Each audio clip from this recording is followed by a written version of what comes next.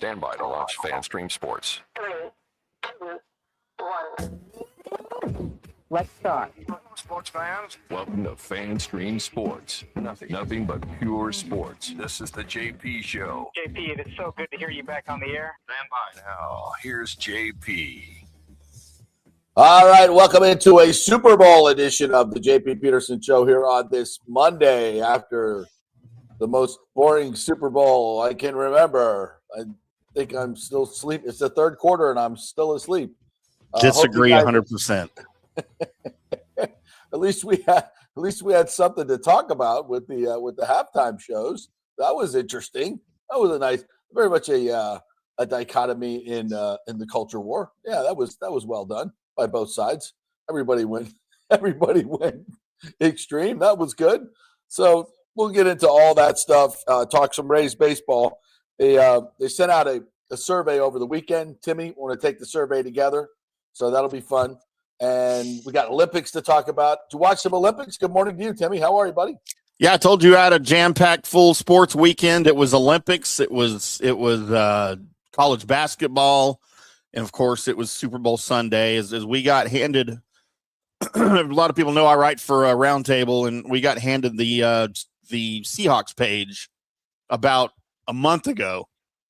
So we had to flip – and it was non-existent. We had to flip it in a month. You know, we didn't know they were going to the Super Bowl at the time. We knew they were doing well. But me and my little staff of about 4 people flipped that into about 1 million views a month. Wow. Over the first month that we had it. So we were all over Seahawks coverage at Seahawks Roundtable. And what a time to be a Seahawks fan, right? Like, oh my God. Yeah. That was it was an extremely improbable run. I don't remember exactly what the Bucs odds were before the season, but I think they were better than the Seahawks, if I'm not mistaken. So maybe so, yeah. Yeah, this is almost like the Bucs rolling to a Super Bowl win in terms of being improbable. That was, and we're going to study exactly what the Seahawks did, as we always do. We watch these games with an eye on the Buccaneers, and what do we learn? And yeah, the Buccaneers beat this team in their own stadium and rolled up 38 points against that defense. I mean, how about that? So all you people that want to bitch and moan about Baker Mayfield and think he's not good enough to win a Super Bowl, you think he's better than Sam Darnold? I think he's as good as Sam Darnold. I think they're at about the same rate. They can be really, really good, and at times they can make mistakes. And Sam Darnold led the league in turnovers during the season and didn't have any in the postseason. I mean, that's a great formula for winning. No turnovers at a defense like that. Here's how I look at that, JP. I consider Liam Cohen and Clint Kubiak to be very similar offensive minds and offensive coordinators. And look what Baker Mayfield did under Liam Cohen. Yeah. Look what now Sam Darnold has done under Clint Kubiak. And I think you could say, as we did during the process, if you want to hire another Liam Cohen, Zach Robinson is about as close to Liam Cohen as you could possibly get. Not only figuratively and philosophically, but geographically. They spend a lot of time together, and they're good friends. So I think that's a great marriage right there. And now you just, for the Buccaneers, you got to go fix a defense that needs a whole lot of fixing. A whole lot of fixing. We talked to Charlie Strong on Friday, who coached the defensive line and obviously was in all the defensive meetings this year. And it's a defense that is, from a scheme standpoint, it's a very complicated scheme, and they don't run it very well right now. And that's the bottom line. You can't, and that's inarguable, frankly. This defense has tons of holes. The secondary is not very good. I don't even say that. I don't know if they're good because they're just everybody's out there thinking way too much, and it's way too complicated. They've got to simplify things and get to a base team. You saw what the Seahawks did yesterday was not earth-shaking. It was they flooded one side to make sure that they had one-on-ones on the left side of the Pats offensive line with those 2 rookies, and they couldn't hold up. They just couldn't hold up. Those 2 guys were Will Campbell and Wilson. They were overwhelmed. Derek Hall got that early sack, and not only was he sacking the quarterback, but it was immediate pressure almost every single time. And McDaniels never really adjusted to that. I think he went to a sixth offensive lineman one time and it worked and never went back to it. So I was very unimpressed with Josh McDaniels' scheme and adjustments in the game because I was very impressed with Mike McDonald. You know what he did that a lot of coaches don't do? He stayed with what's working. So many times coaches outsmart themselves and they'll run a couple of blitzes. They get home and go, okay, we got to, we can't run that again. They've already seen it. Well, they can't stop it. If they can't stop it, you keep going to it. They were blitzing Witherspoon from the secondary, who was a very, very good blitzer and was timing up the cadence really, really well, which is critical when you're blitzing from the secondary. So they executed it really, really well, and Josh McDaniels had no real answer for it. And then the one time that Drake May finally threw the ball down the field in 2 throws, they got in the end zone. I think part of it not only was Drake May under siege, he wouldn't cut it loose. And at some point, you got to cut it loose. He was playing scared for sure. He played really, really scared. Yeah. And I don't know if the coaching staff was in his head, you can't turn it over, can't turn it over, can't turn it. They get to a point where you got to try. You got to try to move the ball downfield because you can't run the football. Your pass protection is minimal at best. You got to cut it loose. And I also they didn't run a lot of screens, didn't run a lot of outside screens. A lot of the pressures that came when they showed the up high look, there were no hot receivers. This guy's getting blitzed by 6, 7 guys, and all the receivers are running down the field with their back to the quarterback. Somebody's got to be hot. So you got to give him some type of option to beat the blitz, and they never really did. It was, the Patriots scheme was just very, very confusing to me. Yeah, I was trying to figure out through most of that game if Josh Daniels got completely exposed in this game or if he was doing the best with what he had in a second-year quarterback who was really in over his head. Josh McDaniels has a track record of being successful, right? Drake May doesn't necessarily have that. So I would put more the blame on Drake May here as just being, and we know I saw a lot of comments in the chat here earlier about their schedule being easy. And look, Drake May did not have a good postseason period, not just the Super Bowl. He hasn't played well the entire postseason. I just think, dude, he's a second-year quarterback. He's like 23. Yeah. Give him a minute. And, he was in over his head. Did the Patriots belong there? Yeah, they belonged there because they won, and they were able to get there. They weren't frauds. You can't call them a fraud. You can just call them – you know what they remind me of, JP? They remind me of the 1985 Patriots, right, that went to the Super Bowl against the Bears and got blown out 46-10. Yeah. They kind of they were just in over their heads. Steve Grogan and Tony East, they were just in over their heads, man. And it is what it is. Look, Seattle is a great defensive team. Josh McDaniels had no answer for it with a second-year quarterback who already wasn't playing well. And I think in the second half, you saw him cut Drake May loose a little bit. And what did we get? We got that inexplicable interception down the field where he threw in between his 2 receivers, and there wasn't anybody there but a guy in a blue shirt. Not even close. Yeah, no. Chris Collinsworth, he goes to the telestrator. He's like, I got nothing on this. He's like, I got nothing here. I got nothing here. I don't know what the hell he's looking at here. He just threw that ball up for grabs. Yeah, I think Drake May was a little overwhelmed in the moment, and that came from an early pass rush that was in his face.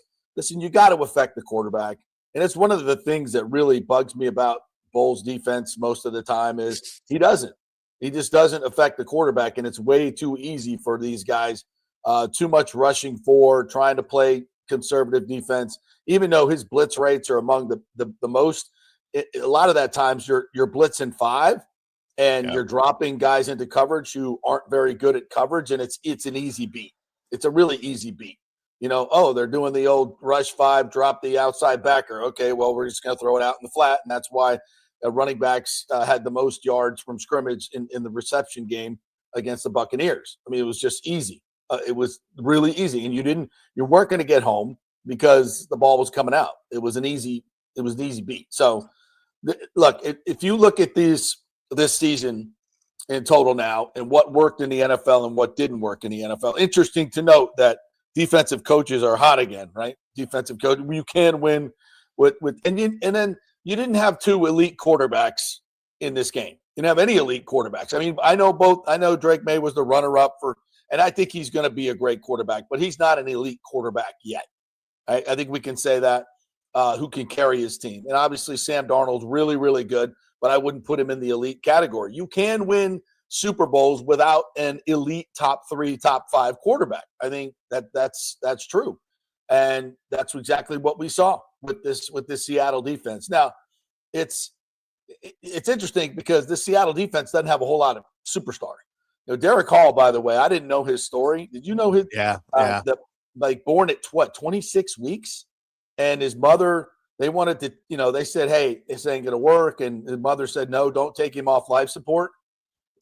Man, by the way, tip of the cap to these doctors, these preemie doctors, what they do these days is freaking unbelievable. Miracles. Miracles. And he's living testament to that. What a great story he is. And, the whole Seattle culture, really, it's easy to root for. Easy to root for those guys. Yeah. Easy to root for the 12s. Kind of Please a real. Don't call them that. Please don't call them that. Really, that's what they are, Timmy. That's no, they're fans. Seahawks fans. Hey, listen, they have cultivated a great environment there. So I'm going to tip my cap. Listen, the Bucks had the second lowest attendance in the league, and a lot of those are fans of other teams. We need to be better. So I'm not going to rip on a fan base that kicks ass like that. No way. I wish, no disrespect, but I wish our fan base was as rabid as that. And we came into the league same time they did.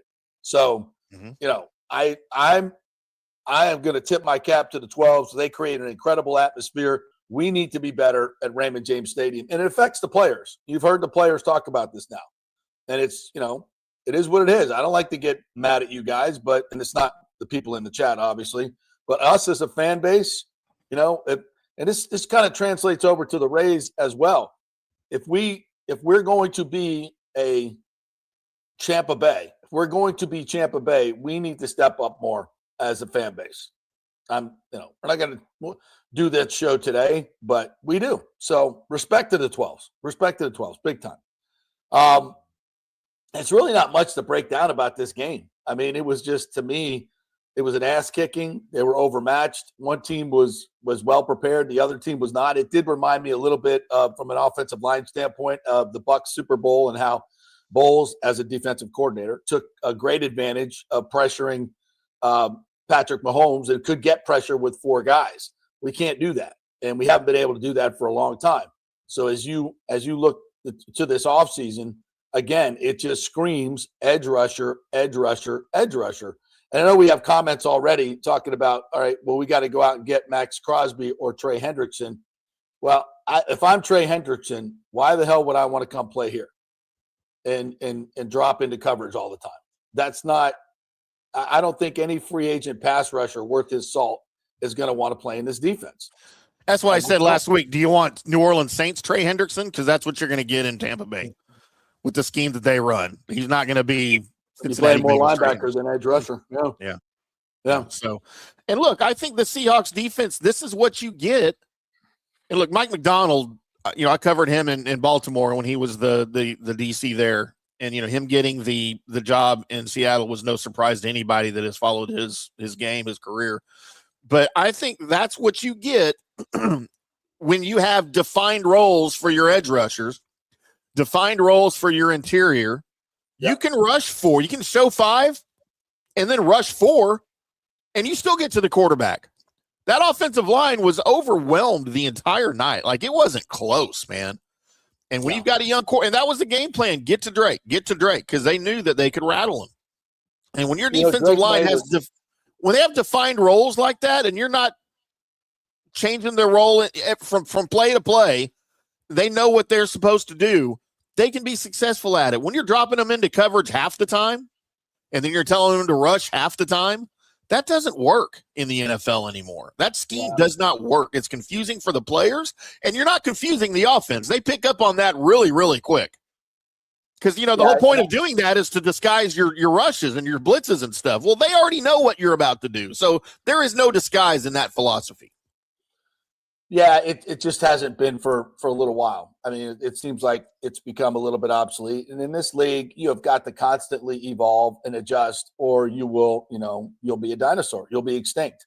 And it kind of feels like what Bowles is. Bowles has kind of gone from this, incredible genius with great different, blitz schemes, and then everybody else kind of started copying. And once everybody else starts copying, offensive coordinators get a good look at it and say, okay, this is the answer to that. Okay, so once the league figures you out, what are you going to do next?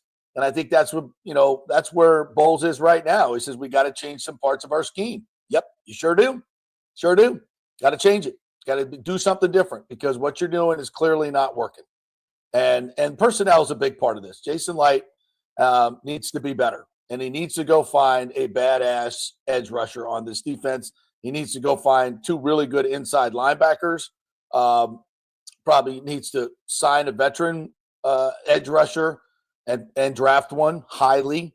He probably needs to go, without question, I think they need to go sign inside linebacker, an experienced inside linebacker that brings some thump and some attitude and some leadership to that defense. That is a job one for Jason Light, in my opinion, in the offseason. It's fix the defense. And the good news is this offense, I really believe if this offense can stay healthy along the offensive line with the weapons that they have and the quarterback that they have and Zach Robinson as the play caller, I see this being very much Liam Cohen, very much Liam Cohen offense. Now, speaking of that, Mike Evans. Once again, these rumors are out there. His agent is at least talking to other teams. I'm not talking to him officially, right?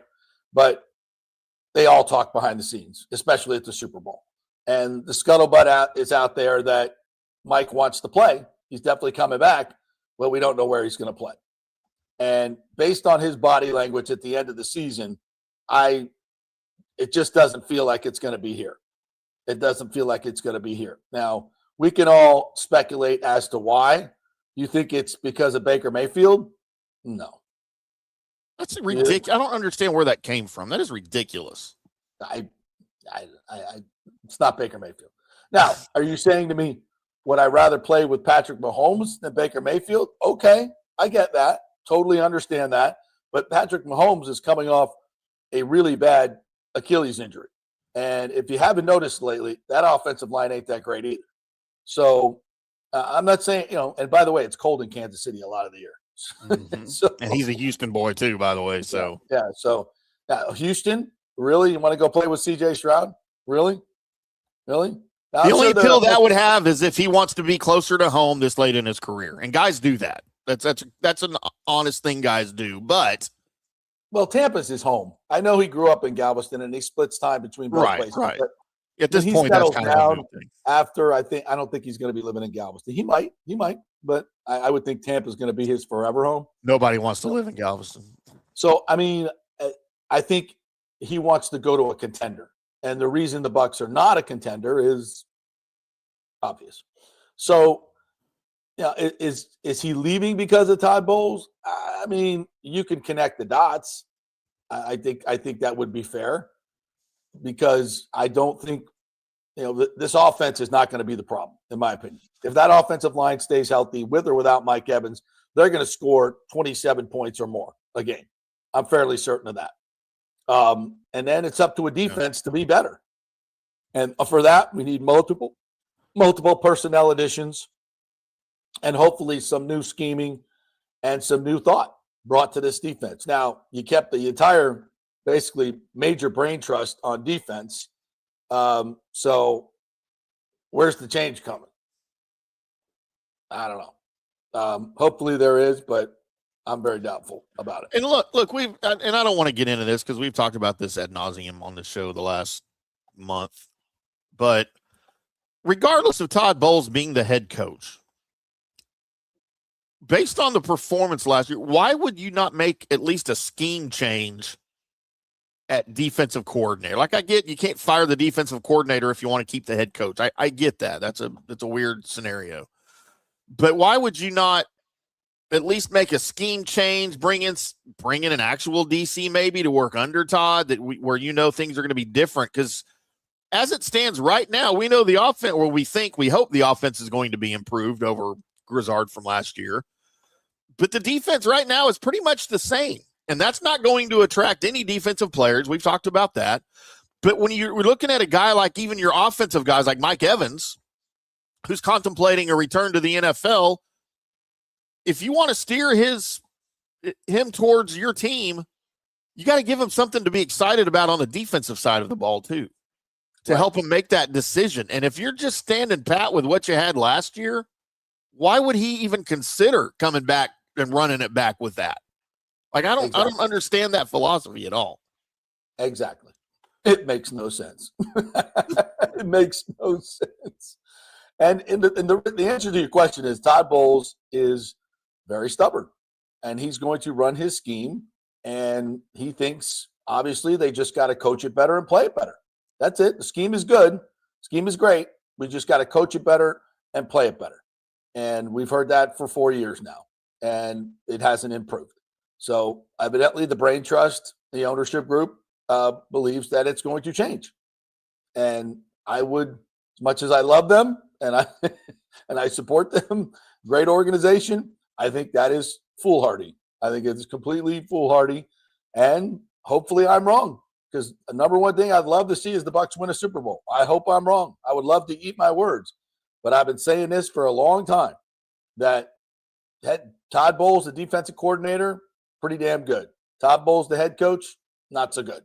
Not so good. A great dude, awesome guy, really successful when he can concentrate just on being a DC.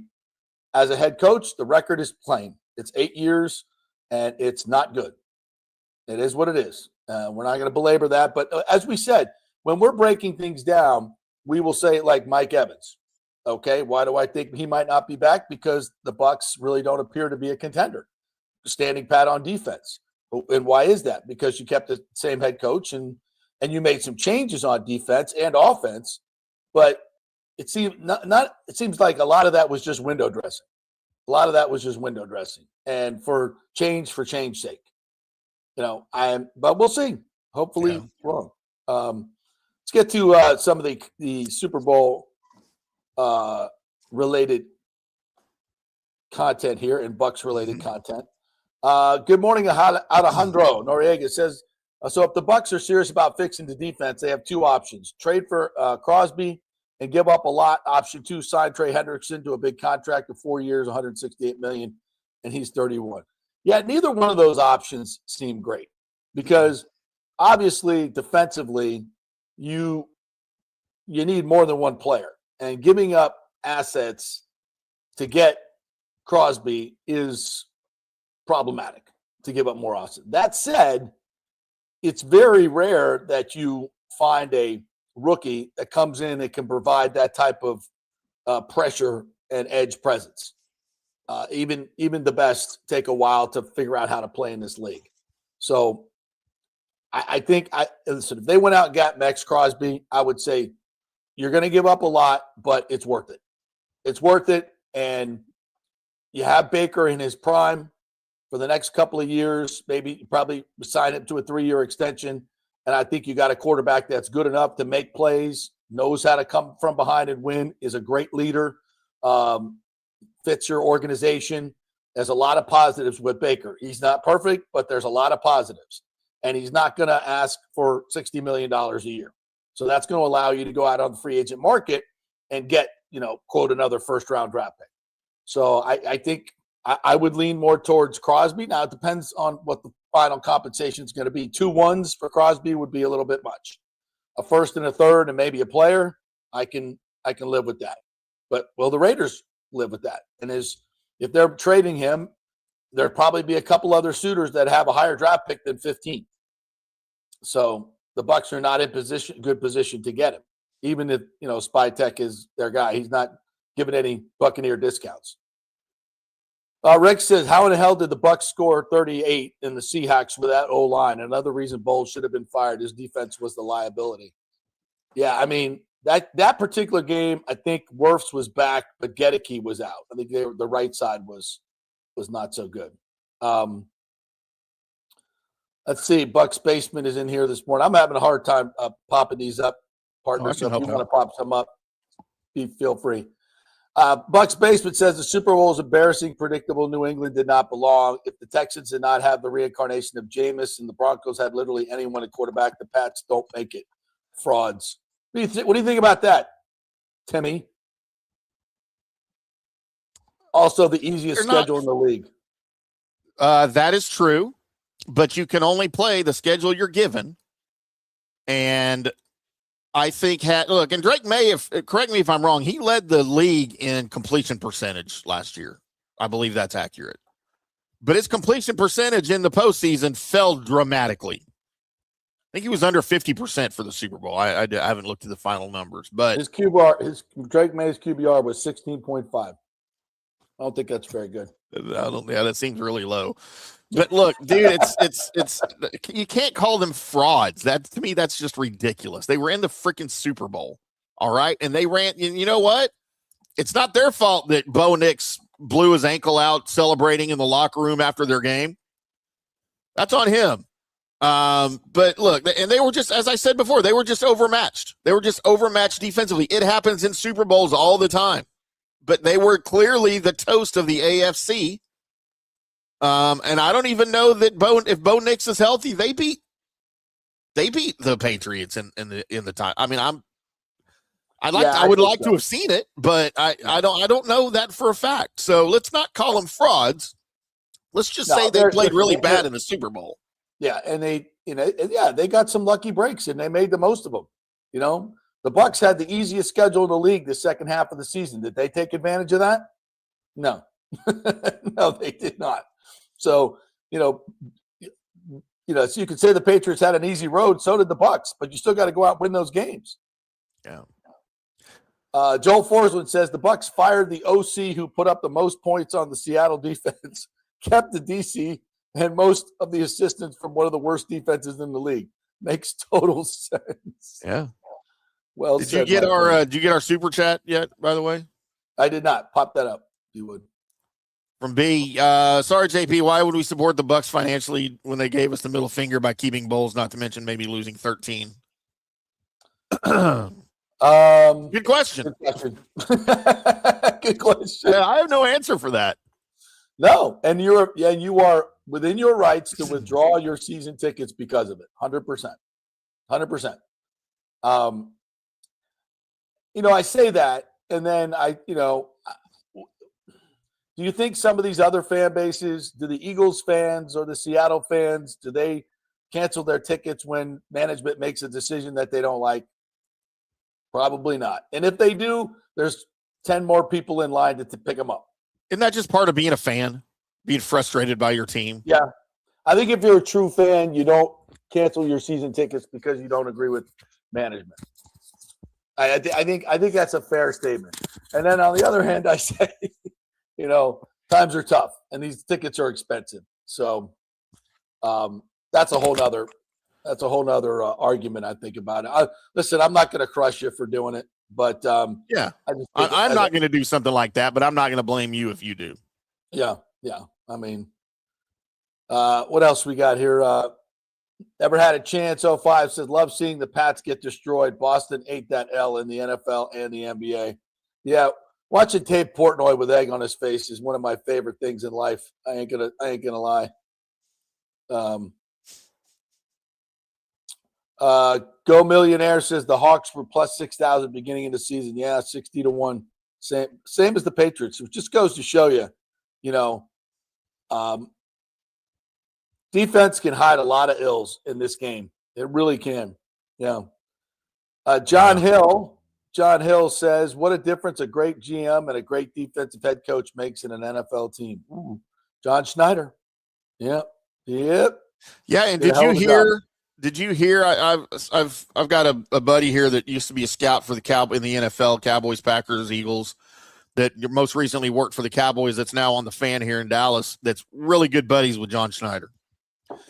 And John Schneider was talking to him up on Radio Row, not on the air, but for here before the Super Bowl. And he said that Mike McDonald told him the reason because he had a lot of offers, head coaching offers a couple years ago when he was coming out of Baltimore. John Schneider told him that Mike McDonald said he took the Seattle job because of the culture they were building in Seattle. And that's on John Schneider. I mean, that was a compliment to him for what he's building. He knew when it was time to get rid of Pete Carroll. And, of course, they dumped Geno with him. Said, here, you go play for your head coach. We don't want you here anymore. and look, dude, it took all of a year, right? We'll say 2 years. This is McDonald's second year. It took them 2 years to get to it and win a Super Bowl. And that is a testament to how quickly in this NFL things can turn around and how quickly you can do something like that. You've got the Patriots who were 4-13 last year. Mm-hmm. Made a head coaching change. Somebody that can work with a quarterback that you already had. Yeah. A young quarterback. And you know what? If they would have kept Mac Jones, I think they still would have been in the Super Bowl this year with Mac Jones under center in New England. Nothing against Drake May. Drake May made a lot of plays. Well, I think we saw Mac Jones do that in San Francisco this year too, though. When you've got proper coaching, I think that Mac Jones is every bit as good as Drake May. And I think they would have been as good with Mac Jones. Okay? I think Drake's a much better athlete than Mac. I do. Okay. I think he's got a better arm, better mobility. I'm not saying Mac Jones is bad. But I'm just saying sometimes it's the system too, right? And it's the coaching, and it's who you've got your support group.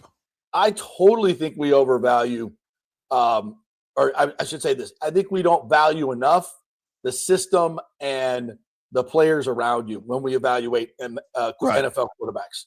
I think, and this comment is perfect from Never Had a Chance 05. Baker and Darnold are like quarterbacks.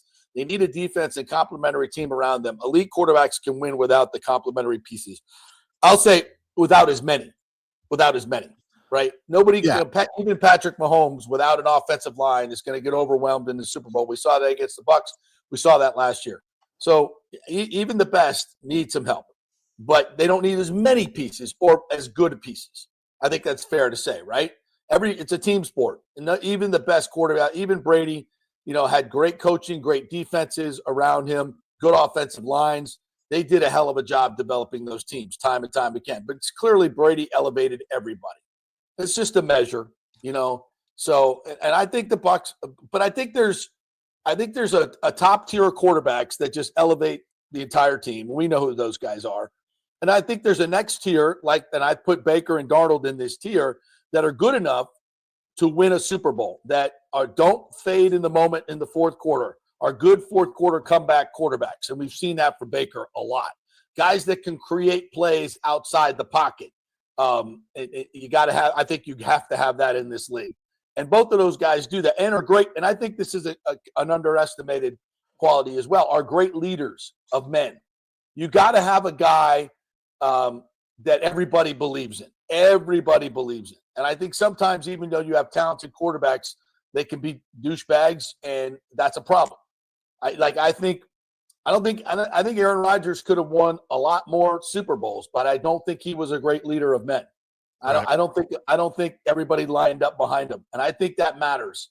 You can do it if you're supremely talented, but I think you can do it. You have a better chance if you're that leader of men, and I think Baker's that guy. Baker's got a lot of great qualities. He is not the elite quarterback, but he's good enough to win a Super Bowl. That's my take. Do you disagree? Put it in the comments. Yeah. I don't know if you disagree, Timmy, but no, I 100%. I agree with all of that. It's when you've got a guy like Baker Mayfield, who I liken his game a lot to Brett Favre. Yes. Favre. All of the 100%. Physical attributes in the world, right? Yeah. Maybe not always the best decision making, right? And that was Brett Favre. He went to 2 Super Bowls, he won one. You take the good with the bad. Yeah, but when you're like that, you have to also have a good support group around you. You have to have a really good defense to keep you in games, to make up for your ridiculous interceptions that you throw, and to flip the field. Good special teams to flip the field and steal possessions and things like that. And there's no reason why Baker Mayfield can't have the career that that he's got a late start now that Brett Favre ended up having. Look, Brett Favre was in Atlanta. Atlanta didn't want him. Right. Yeah. And they needed a quarterback. Yep. Yeah. So Never Had a Chance says it was weird seeing DBs close to receivers. Does Todd know you could do this? Yeah, and they played a lot of zone. Did you watch how Seattle plays zone? Is when the guy comes into your zone, they go to him. They match up with him, right? And they whereas the Bucs, when they play zone, they stand in the grass area of their zone and don't move, even if guys come into their area. I don't understand it. It's the weirdest defense I've ever seen, but they don't play zone defense where they run to the player. They just kind of stay in their zone.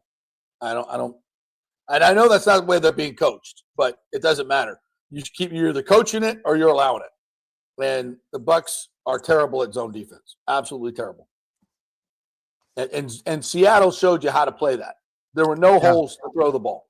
They react to the quarterback. They know the route trees. They know exactly where, because they keep it simple. You know, we got guys running around going, oh, if the tight end does this, or if they flip motion, if they do this, and everybody has to see the same thing and react accordingly. Well, clearly that doesn't happen on the Bucs defense. It just doesn't. Or a lot of other teams, to be honest. Yeah, true. All right, we'll do one more and then we'll hit a break. Go Millionaire says it's true that tells you they shouldn't be calling plays as a head coach, specifically if you are Todd, generally speaking. Yeah.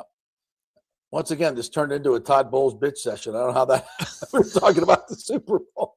What the hell happened? It's what's going to happen, JP. By the way, I heard, I'm assuming this is true, Mike McDonald, the very first defensive play calling head coach to win a Super Bowl. What? Yeah. No defensive play calling head coach has ever won a Super Bowl until yesterday.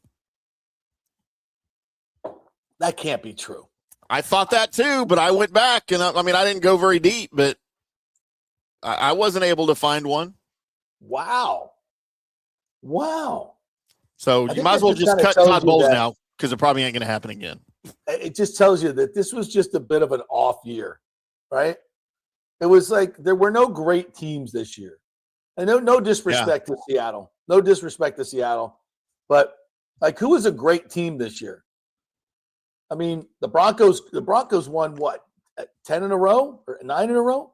But I'm watching them. I'm like, that's not a great team. Do you consider them a great team as you're watching them? I don't think you do. The Eagles, went on they were definitely not a great team. Yeah, hell, the Bucs started what, 5-1, 6-2? Yeah, right. But we knew, we were like, all right, hopefully, we can get healthy for the stretch run and be a better football team. Because even early on, we were like, we're banking wins, but. And this was the league's goal. The league wanted parity. You've got parity, man. We had no clue going into this thing, even in the postseason. Right. Again, in a postseason, when in the AFC you had no Ravens, no Bengals, Chiefs. You had the Bills, and this was supposed to be the Bills' year. Yeah. That was it, man. And now you had Josh Allen, the league MVP, last year, laying an egg in the postseason. Yeah. It got his coach fired. Yeah. Yeah. So it was a weird season. It was a very weird season. And I'm here to tell you, I don't want to see any more of this. I think having great teams is much better. Because that was a crappy Super Bowl. I disagree, man. I don't think it was a crappy Super Bowl. I thought it was one of the most entertaining I've watched in quite some time. Really? Yeah. Score a touchdown, bro. Listen, I'm all for defense. I'm all for defense, but good offense can beat good defenses. When you have a quarterback that has a great arm and is zipping it in there, even against good defenses, and knows where to go with the football and has elite receivers, you can win. And there was none of that on the Patriots side. Yeah. They didn't. And Drake May is a good quarterback. He's a really good. I think he's going to be great. But his arm looked a little weak to me. Like he shot it up before the game. Didn't look great. and his receiving core is less than spectacular. Let's just be honest about that. That Jackson wasn't great offense. Jigba looked like he was hurt the whole game, even before he got hurt. Yeah. And by the way, Christian Gonzalez, he good. Thank God he didn't win the Super Bowl, because I am still the most notable alum from my high school now. As Christian Gonzalez tried to take that from me last night and win the Super Bowl, but since he didn't win, doing his best. Also in a high school that produced Darren Williams in the NBA, I and a couple of other NBA players, or I think another NBA player and a couple of NFL linemen came out of my high school. Thank God I'm still the most notable person ever to come out of the Colony High School. I'll stake that claim. I might go put it on their Wikipedia page later. So y'all go look for that. You should. Still second to the great IndyCarTim. You know what? If the Patriots win that game, is Christian Gonzalez the MVP? Maybe. Good God, that first half that he had. He would have had to have 2 pick sixes, because they weren't. Yeah, that's for sure. It was all great. Right, let's hit a break. We'll come back on the other side, and we'll take all your comments, and we're going to dig into some Rays stuff here. The Rays sent out a survey on what you want for your new stadium, so we'll all take that together and have some conversation on that. I'm already into the Olympics. Olympics stuff is going on. Curling mixed doubles update coming in after the break. Yes, women's downhill. Right now. Holy what an incredible women's downhill as well. All that and more coming up. We're brought to you by the great folks at Pitch Roofing. Pitchroofing.com is where you go find them. If you need some roof repair, or you're just not sure and you need a free estimate, this is the best way to go. Go to pitchroofing.com, give them a call, tell them JP sent you, and when they come over to give you an estimate, you will be in the running for 2 Lightning tickets in the Mark, which is that great premium seating area where you get unlimited food and drinks, and the food is fantastic and the drinks are great as well. Go see my man Chris, the bartender upstairs. And you'll get great advice from the folks at Pitch Roofing. They will come to your house, look at your roof, educate you about roofing and how it all works, and to make sure that whoever you use is bonded, has great reviews. Better Business Bureau has all their licensing. There are so many roofers out there that are going to knock on your door, give you a low estimate, and steal your money. That happens all the time. So you got to go with a reputable firm, and that's pitchroofing.com. So go to their website, check them out, see all the great reviews, and learn more about roofing. They'll teach you about roofing when they come over. And they tell you, get 2 or 3 estimates, but we'll tell you the real score, and hopefully you'll choose them. Pitchroofing.com. Back in 3. Stay with us. Here for Pitch Roofing, one of our new sponsors and the most reliable and honest roofers in the business. They love the Lightning, and Bolts fans be entered to win a pair of premium Mark Club seats with every free roofing estimate from Pitch Roofing. Seats include food and beverages, early access, premium entry, and a backstage tour of Lightning Vision with yours truly. Always get 2 to 3 estimates when replacing your roof, and be sure to include Pitch as one of those roofing companies. With a free estimate from Pitch, they're not trying to hard sell you. They educate you on your roof and the process. Even if you do not choose Pitch Roofing as your roofer, they want to leave you feeling informed, knowing the different materials and manufacturers, and understanding the process and warranties. Very, very important. Pitch is an Owens Corning preferred contract, Better Business Bureau accredited, and MySafe Florida Home approved. That's very important as well. Pitch prides themselves on full transparency and customer first level of service. They also offer financing options, including 0% plans, ensuring a stress-free experience. Call my friends at Pitch Roofing, 727-67-PITCH. That's 727-677-4824, or go to pitchroofing.com. Pitch Roofing, roofing done right. Italiano Insurance would like to congratulate the Bucks on their 50th anniversary season. And you know what? We've been here for every season and then some, over 60 years in business. We've seen some smart coaches with great game plans, but if you don't have flood insurance or business insurance, that's a terrible game plan. That could ruin you financially. You don't want to take that L. So call 813-877-7799 and let their friendly agents quarterback your insurance and save you big money. Italiano also sponsors our FSU report every week, so go Noles. 813-877-7799 or go to italianoinsurance.com. JP here for Riveters, the official sports bar and grill of the JP Peterson Show. We're located just south of Ray J and Steinbrenner Field, so it's a great pre- and post-game spot, and the happy hour is amazing. Monday through Friday, 3 to 7. Check out these specials. $3 Bud Light drafts, $4 domestic bottles, $5 wells, $6 premium wells, $6 cocktails like margaritas. That's unheard of. And the Riveters food is freshly made daily. No freezers. Happy hour food specials include $3.50 tacos and barbecue sliders. $6 you get edamame or chips with the beer cheese, which is amazing. $8 buffalo chicken dip, my favorite. The truffle fries, chili cheese fries, also $8 at happy hour. As well as other specials throughout the week, including Taco Tuesdays, you get $3 tacos, and Wing Wednesdays, 7 o'clock to 1 a.m. in the morning, you get our amazing wings, 5 for $5 and $5 wells and wines. That's a good Wednesday night. So if you're tired of the preppy, overpriced, generic sports bars, come see the amazing, friendly bartenders and staff at Riveters, where customer service really matters. Riveters, just south of where the Rays and Bucks play. We'll see you there.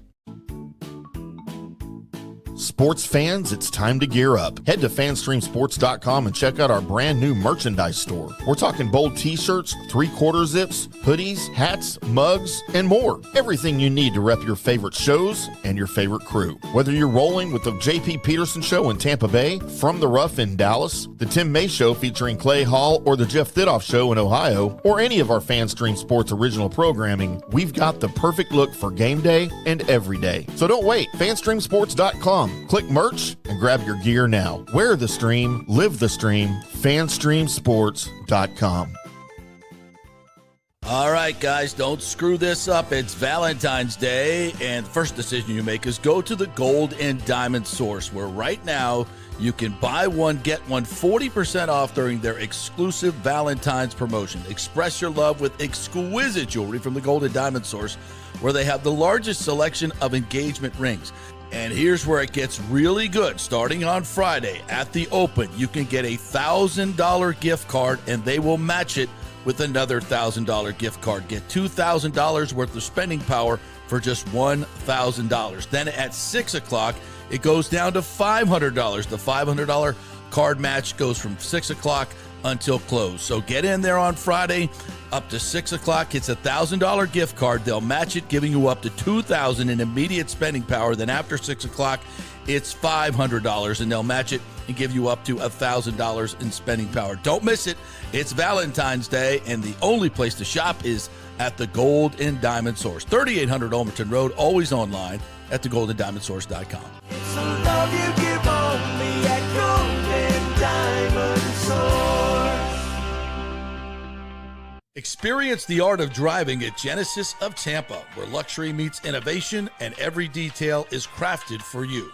From the bold G70 to the refined GV80, Genesis delivers power, elegance, and technology years ahead of its time. Book service online, and our Genesis Experience Advisors will pick you up and drop off your vehicle. If available, you can enjoy a courtesy car while yours gets a complimentary interior vacuum plus a generous offer for your trade. Every new Genesis comes with the Miracle Advantage Plan, 10 years or 250,000 miles of powertrain warranty and 4 years of complimentary maintenance.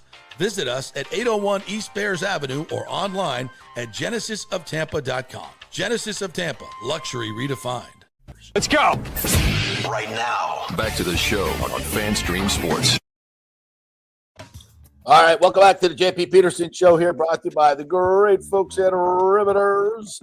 They were packed for the Super Bowl yesterday. Absolutely mobbed. Great Super Bowl party over there because it's the best place to watch sports, inside or outside. They've got 2 great menus. The food is absolutely fantastic at reasonable prices. All fresh food, no freezers except for the ice cream.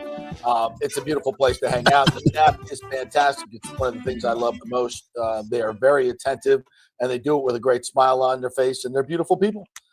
So head on over to Riveters, just south of the stadium, Ray J, just south of where the new Rays Stadium is going to be built, bing, bing, and just north of 275 right there on Dale Mabry. Just look for the spaceship. It's right next door. Kill 2 birds with 1 stone. There you go. Oh, I like birds. Why are we killing birds on this show all of a sudden? I would never do that. Hey, can I throw my Bad Bunny thing in here, or do you have that slated on the run sheet later? No, go right ahead. I don't ever see run sheets, so I don't know what we do. It's here. the run sheet. Look, I went into this thing with an open mind, right? At the halftime show. I don't give two craps about Bad Bunny. Okay, Same. I've learned how to separate my sports and my politics. Yep. Okay, because if I didn't, I was about to go crazy. So I went into this thing thinking, look, and the first time I ever heard of Bad Bunny was when he was on Happy Gilmore 2 playing the caddy. Literally, I did very well, by the way. He did a great role, right? He played it perfectly. And I'm like, oh, wait, yes. That dude's a musician? Like I had no idea, right? Yeah, very talented. I never went and listened to any of his stuff. I don't care much to what. So, and then I hear like, oh, he's like winning Grammy. I'm like, well, great, good for him. He must be really good at what he does. So, having never listened to any of his music and trying to ignore all of the narrative around him and the Super Bowl and the political statement that it's whatever. I screw that. I don't care. I went into the halftime show with a completely open mind, telling myself, look, if you enjoy this, enjoy it naturally. Just enjoy the music, right? Yeah. JP. I bet I didn't make it 20 seconds. Whatever that entrance was with the forest and the people in the grass and whatever the song was that he came out, I gave it a good 20 to 30 seconds of trying to understand the song and get into the song and listen to it. Within 45 seconds, I had a Bob's Burgers rerun on TV. Because I tried to find the Turning Point alternate thing because I've heard of Kid Rock. I've never heard of any of the other people on that one either. I'm not familiar with anybody except for Kid Rock, and it's not 1996 anymore, so who gives a crap about Kid Rock? Like, I don't get that either, okay? I get it, but I don't listen to anything. Does he even have new stuff? I listen to 1990s Kid Rock when I listen to Kid Rock, so I don't know about that either. I think we all do. Yeah. I gave it a good 4 to 5 minutes trying to find that stupid show somewhere, and I couldn't find it anywhere. So I'm like, you know what, Bob's Burgers, it's comfortable. I know it well, and I'm going to stick with it, and I'll find out when the Super Bowl comes back on. And I enjoyed my halftime. I enjoyed my halftime Bob's Burgers show. That's all I cared about. And then I got back into the Super Bowl. But look, man, I tried to go in, and I've got kids. I have teenagers. I've got kids at home that are 24, 19, 17, and 15. What, did you take a poll? Yeah. After my 20 seconds, I was like, we'd have conversations about it. Dude, none of my kids are into Bad Bunny because none of my kids speak Spanish. I don't understand why he doesn't. He speaks English. He speaks English. Why is he not singing in English? Is it a political statement? That was his statement. You know what? Celine Dion used to own one of my favorite artists of all time, maybe top 3, Celine Dion. She sang exclusively in French. I didn't see that coming. Anybody else see that coming, Tim? Oh, I love Celine Dion. Celine Dion. I did not see that She's coming. on my bubble bath playlist with Lionel Richie, Kenny Rogers, the Bee Gees. Like she's way up there. That visual just made the show right there. I would still marry her today. I was so happy that her husband died because now I can marry her if I want to. Although now I have a new love interest. It's the Italian curling girl that we'll talk about in a minute. I'm all over the place, JP. But none of my look, Celine Dion was a huge star in Canada because she sang in French. She didn't even speak English. Right. All right. Her husband / manager said, if you sang in English, and he probably said it in French because she didn't understand English. If you learn to sing in English, you will skyrocket internationally. So what did she do? She learned to sing in English, and she became one of the biggest stars in the history of mankind. I guarantee you, if Bad Bunny would sing his crap in English, more people would listen to it. And as big as he thinks he is right now in his brain, it'd be 10 times bigger if he sang in English because his audience would be that much bigger. That's just my stupid opinion about it. Well, I would say this. I watched both of them, and I went into it with a very open mind as well, and got nothing against Bad Bunny, but I did do some research on the lyrics.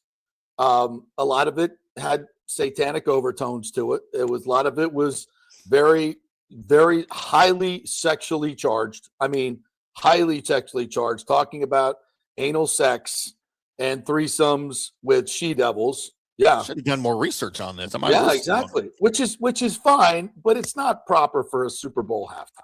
Let's just. If he was singing in English, would they have aired it? Like that's the question we should ask. Not. If those lyrics were in English, would they have aired it? Yeah. Probably. Well, no, I don't think the NFL cares, quite frankly, because listen, as we all know, there is a culture war. No, but NBC might care. No, probably not. Probably not. They would love it. They're part of it. So listen, there's a culture war going on. We all know this. And that's what this whole thing was about. It's Turning Point gave their, that's where if you're of that political or culture persuasion, they kind of match each other.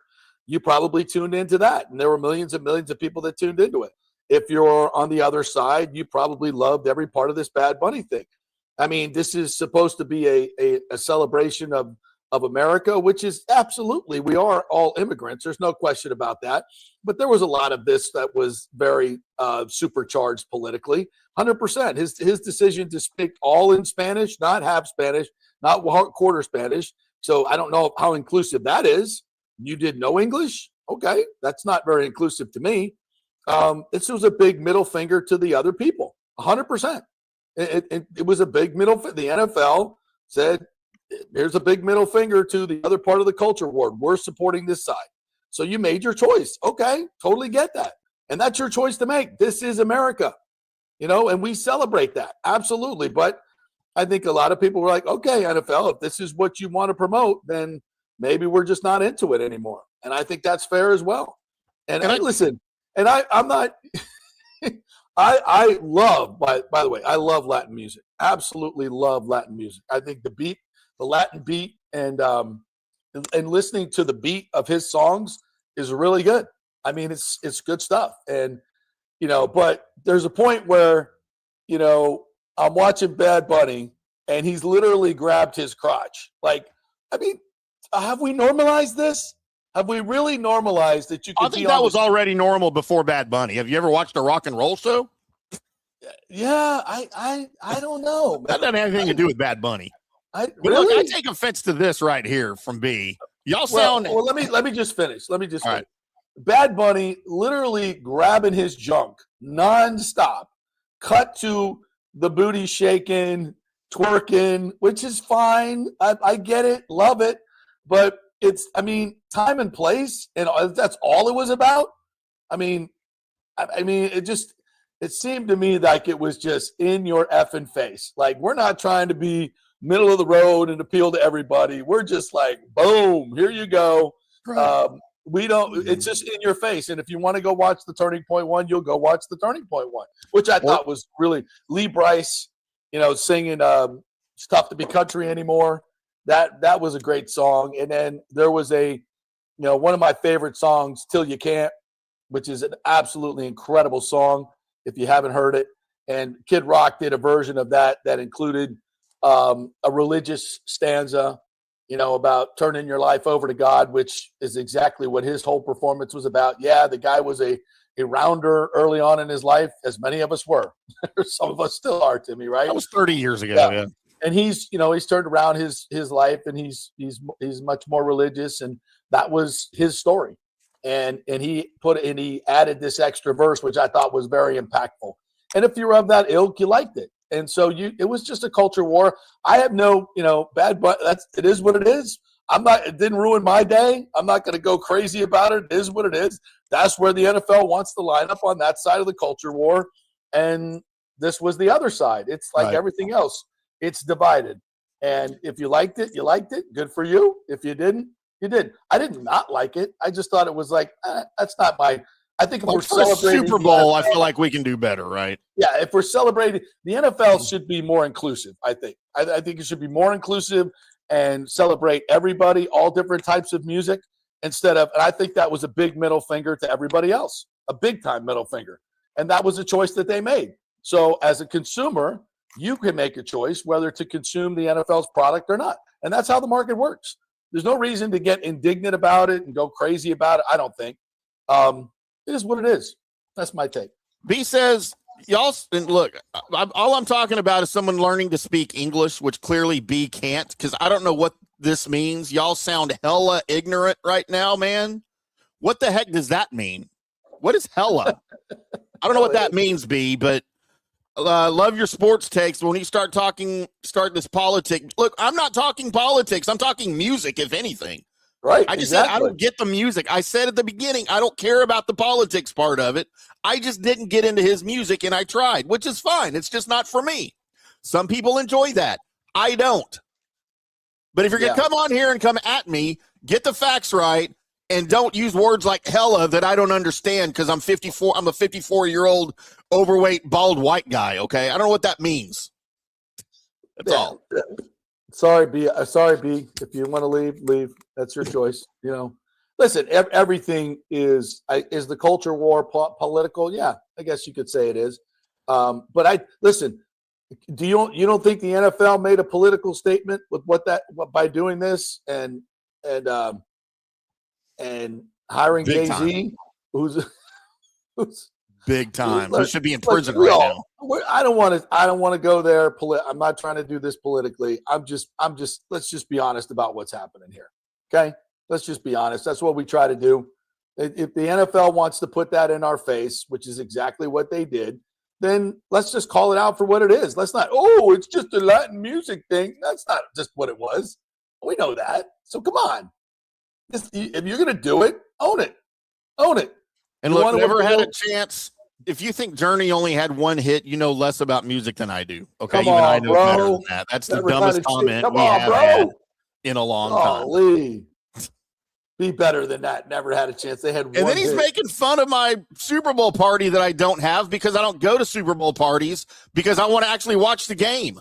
So, yes, I did have an all-white Super Bowl party, JP. Do you know why? It's because me and my kids were here. That was it. And they were in the other room playing video games. Every year I watch the Super Bowl, I watch the Super Bowl in solitude, alone, so I can watch the game because I got to report on it. I got to take notes. I got to do podcasts about it. I don't go to Super Bowl parties anymore. This is what never had a chance so far, okay? During that whole thing that I just said, was I ever nasty and insulting? I don't think I was. And you want to call us overweight white guys, even though I love one of my favorite. JP's in good shape.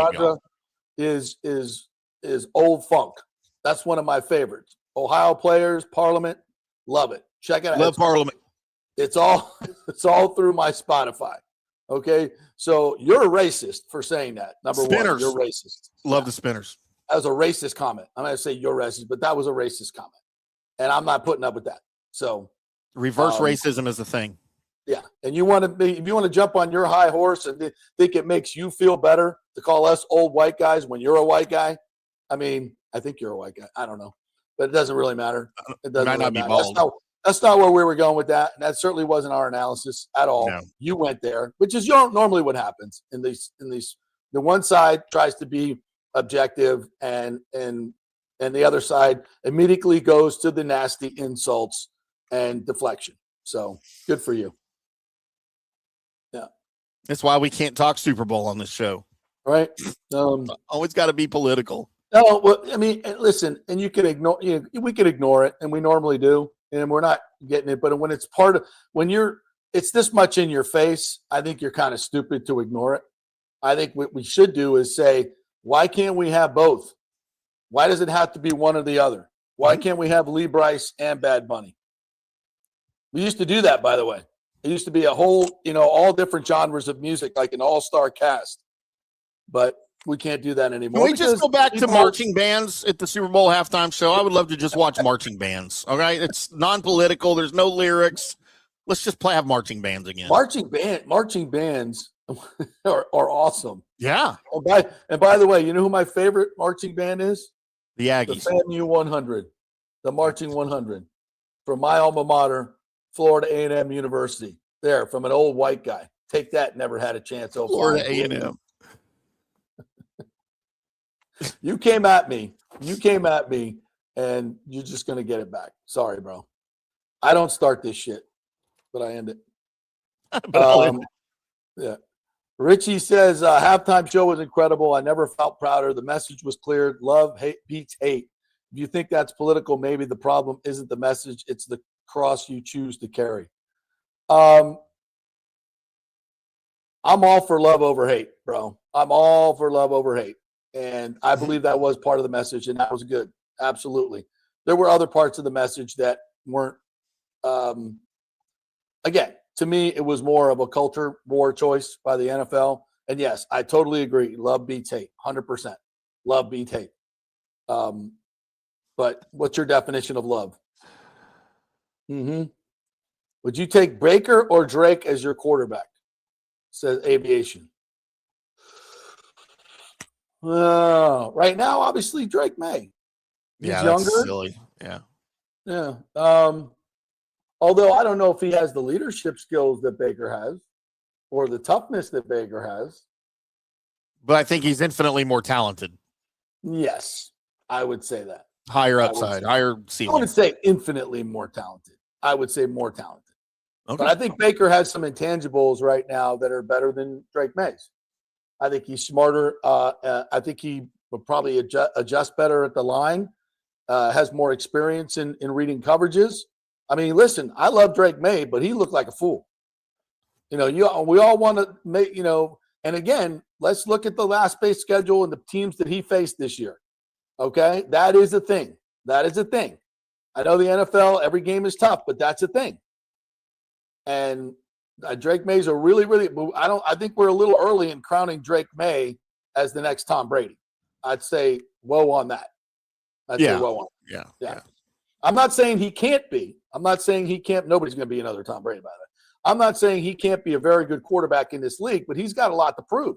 Fernando You got to be Mendoza. good against the really good teams. And if you go look at his record this year, he was not good against the good teams at all. In fact, he was bad against the good teams. And that's why everybody predicted Seattle. And that's why it wasn't much of a game. If Drake May was that great, it would have been a better game. I thought he held the ball. He didn't play great. Let's be honest about that. Mike H gave us a super chat, JP, $2. He just says just be a fan. Let's just be a fan. Yeah, That's all I'm saying. Let's just be a fan. Again, I'm not getting all bent over this. What I don't want is people insulting other people. That's when if we can't have a respectful conversation about this. And where did the insult start? Did we come in here and say Bad Bunny is awful and that's trash and how the hell is he speaking Spanish on an American Super Bowl show and it's all Spanish? Did we say that? No, we didn't say that at all.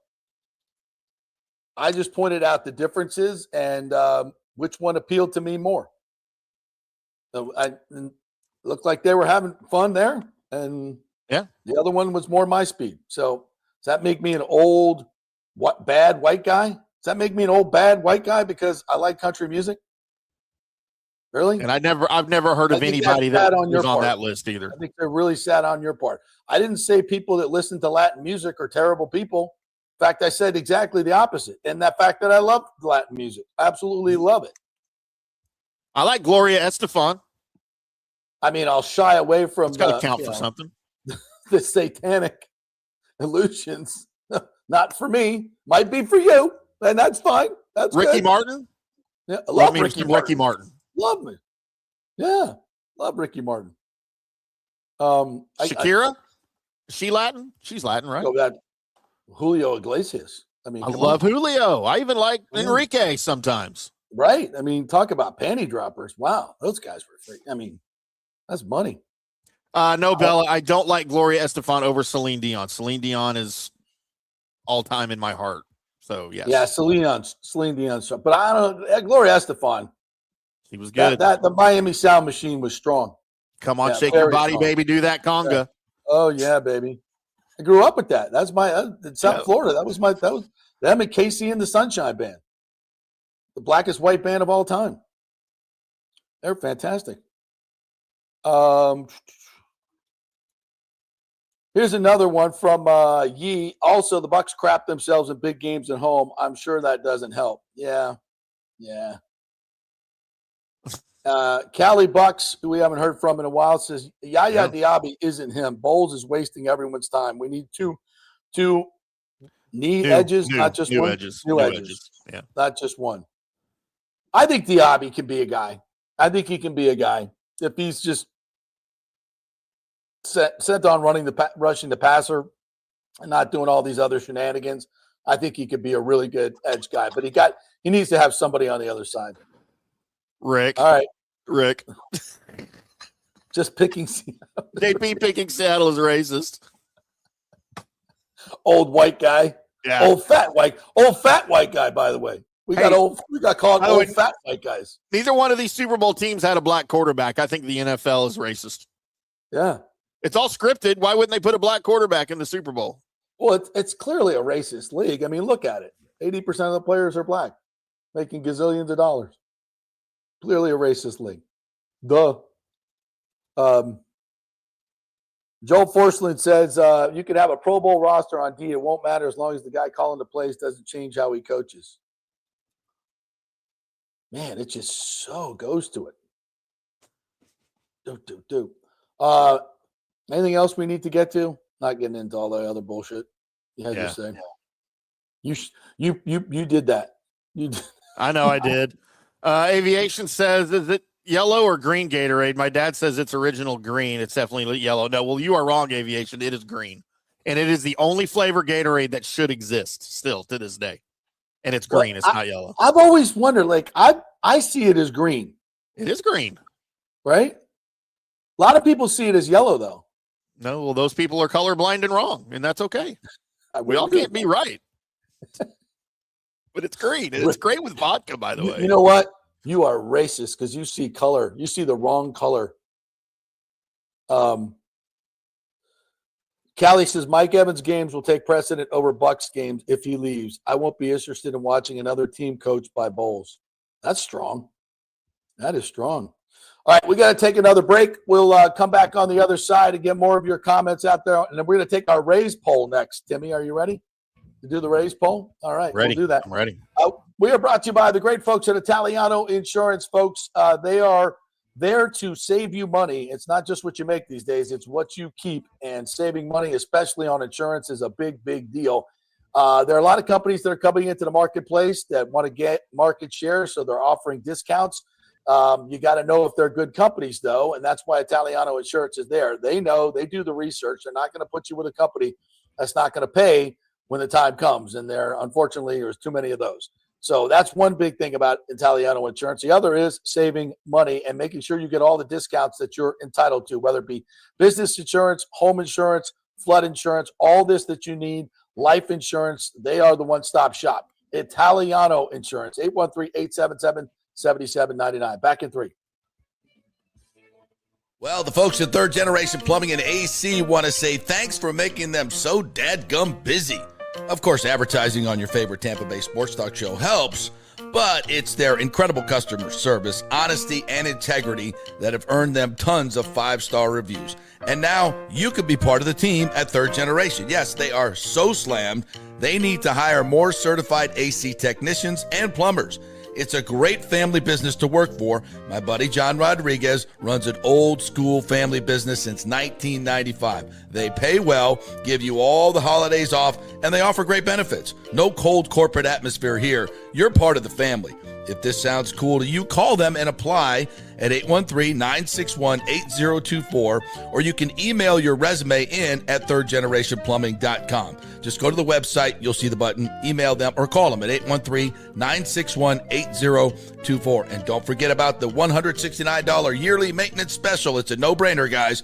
thirdgenerationplumbing.com, and they also do AC. Ciao, Paolo Tini here, owner of Caffè Paradiso, voted number 3 People's Choice Award on Open Table. I want to thank all our loyal family of customers that have been enjoying our great traditional Italian dishes we make from scratch every day. It's a great family story we're proud of. Our family moved from Rimini, Italy in 1984. My dad, Caesar, started Donatello, and that's where I got the start in the restaurant business. I started Caffè Paradiso on South McDill in 1995, and we've been there ever since. From our traditional ossobuco, a veal slow roast for 4 hours, to our daily fresh catch, the Gruppo Paradiso, with a piccata sauce and lobster claw meat, homemade pasta like lasagna, farfalle salchicha, which is a bow tie pasta homemade with fresh sausage. Hold on a minute, JP's favorite. I love it. So come and have a glass of wine with me on South McDill. Get a reservation on Open Table and see all our 5-star reviews. Ciao, see you soon at Paradiso. Welcome to Kingmakers, home of the JP Peterson Show studio and Tampa's premier business networking and social club for members only. By day, it's an exclusive, vibrant co-working space with a stylish conference room, focus rooms, a full production studio, and an in-house marketing team. And by night, Kingmakers transforms into a sports-centric social hub with a full sports bar, golf simulator, and exclusive events. For young entrepreneurs and seasoned professionals, it's the perfect place to work hard, play hard, and make big moves in Midtown Tampa. Close the deal, celebrate the win. Only at Kingmakers. Become a member today at kingmakerstampa.com. Your business, your club. Hey, JP here for my concierge medical professional, Chris Lugo, PA. You've heard him on the show for a couple of years where he shares invaluable medical, nutritional, and supplement advice. With Chris, it's like having a medical provider as your best friend.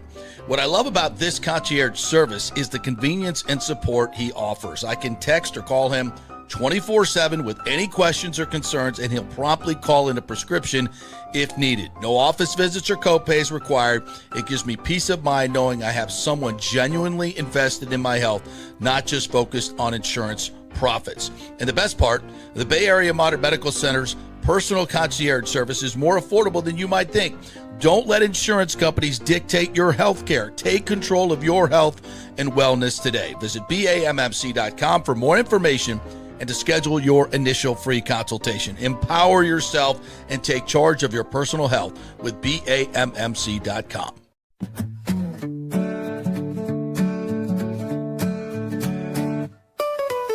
Sunny days or stormy nights, roofing problems out of sight. In Florida we stand so tall, pitch roofing, we do it all.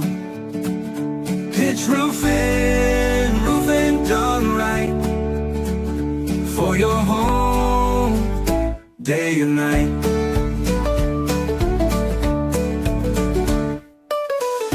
When the hurricanes roll in,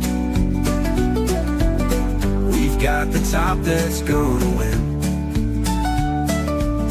Protect your house from wind and rain. Choose pitch roofing, never in vain. Pitch roofing, roofing done right, for your home, day and night.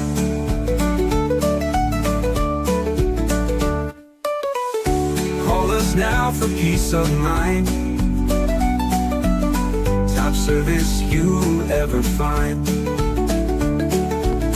Pitch roofing won't let you fall. We're the best, just make that call. Pitch roofing, roofing done right, for your home, day and night.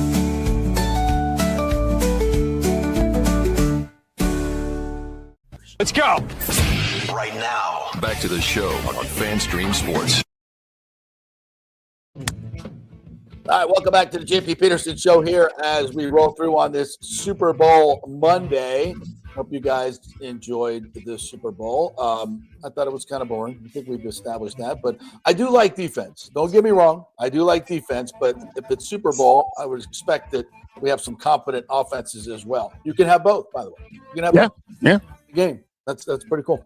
Hey, big thanks to our friends at Genesis of Tampa. Another great weekend at Genesis of Tampa. If you're hanging out need something to do during the week and you want to go drive a great luxury car, it's always great to go down to Genesis of Tampa and just take a test drive. You don't have to buy one. Just check it out. Just check it. They love having people come in. They always have something going on in terms of a sweepstakes where they have a big giveaway. I think they're giving away a trip to Hawaii this month. So head on in. Say hello to the folks over there and check out the GB70, the GB80. Fantastic cars, great technology, great luxury.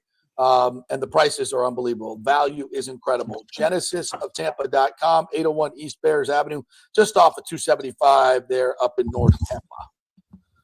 All right, partner. You want to take? I don't know if you should be doing a live spot for a car dealership and then telling everybody you don't have to buy a car.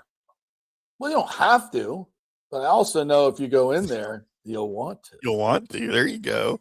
All right, let me get this this Rays survey. Go ahead and do a couple of our great comments here, and then I'll do this. Everybody's a fan of the pitch roofing song. Oh, Rick by the way, says, I love it too, but we're gonna have to shorten that. Rick says pitch roofing Super Bowl halftime next year. What? I love it. I think it's awesome. Absolutely. Well, they said it's two of them, and they're both like a minute. I did shorten it. That is the shortened version of that song, by the way. I already cut we'll 20 we're gonna have seconds to out. clip it just to about a minute. Where's my? Where I think the that heck is a minute. What? It is a minute. I think I cut it down to a minute. Yeah, it was like a minute 35, and I cut it. I'll try the other one. All right, do a couple more. I can't. I had this thing ready to go, and now I can't find it. Joel's a big fan. There's my jam talking about the pitch roofing jingle. Bella, good. We can agree on that. That's good. Yeah, we all ought to hear the other one. Then I'll get the other one queued up for tomorrow, and we'll play it. Aside from the rest of the stuff, Bell says I will always watch the Bucks. We'll always watch JP and Co. But I can't. I'm JP and Company. I'm the in company part of JP. I like that. But I can't promise I won't be frustrated if they don't get it together, but I will still love the team. See, that's what being a fan is about, Bill. Right. That's what being a fan is all about. Agreed. Richie P. Okay, I'm done. Hope people understand there are kids, women, grandmothers, and the most undeserved that are being affected by this admin, and the halftime show is a finger to the face of that. We're getting back into politics, Richie. I should have read that. But your point is well taken, sir, by those who believe in that.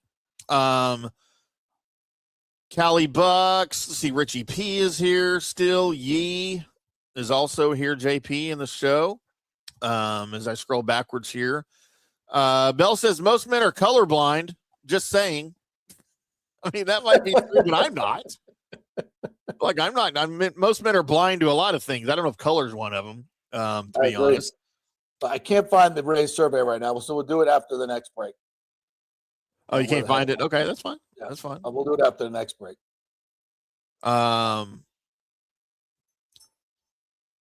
Yeah, back to the Gatorade, yellow or green. It's green, guys. It's green. Do I need to put a picture of it up on the screen to show y'all how green it is? I mean, Alejandro says free agent Buccaneers need to sign are the following: Mike Evans, Bosa, Lloyd, and Diggs. Trayvon Diggs.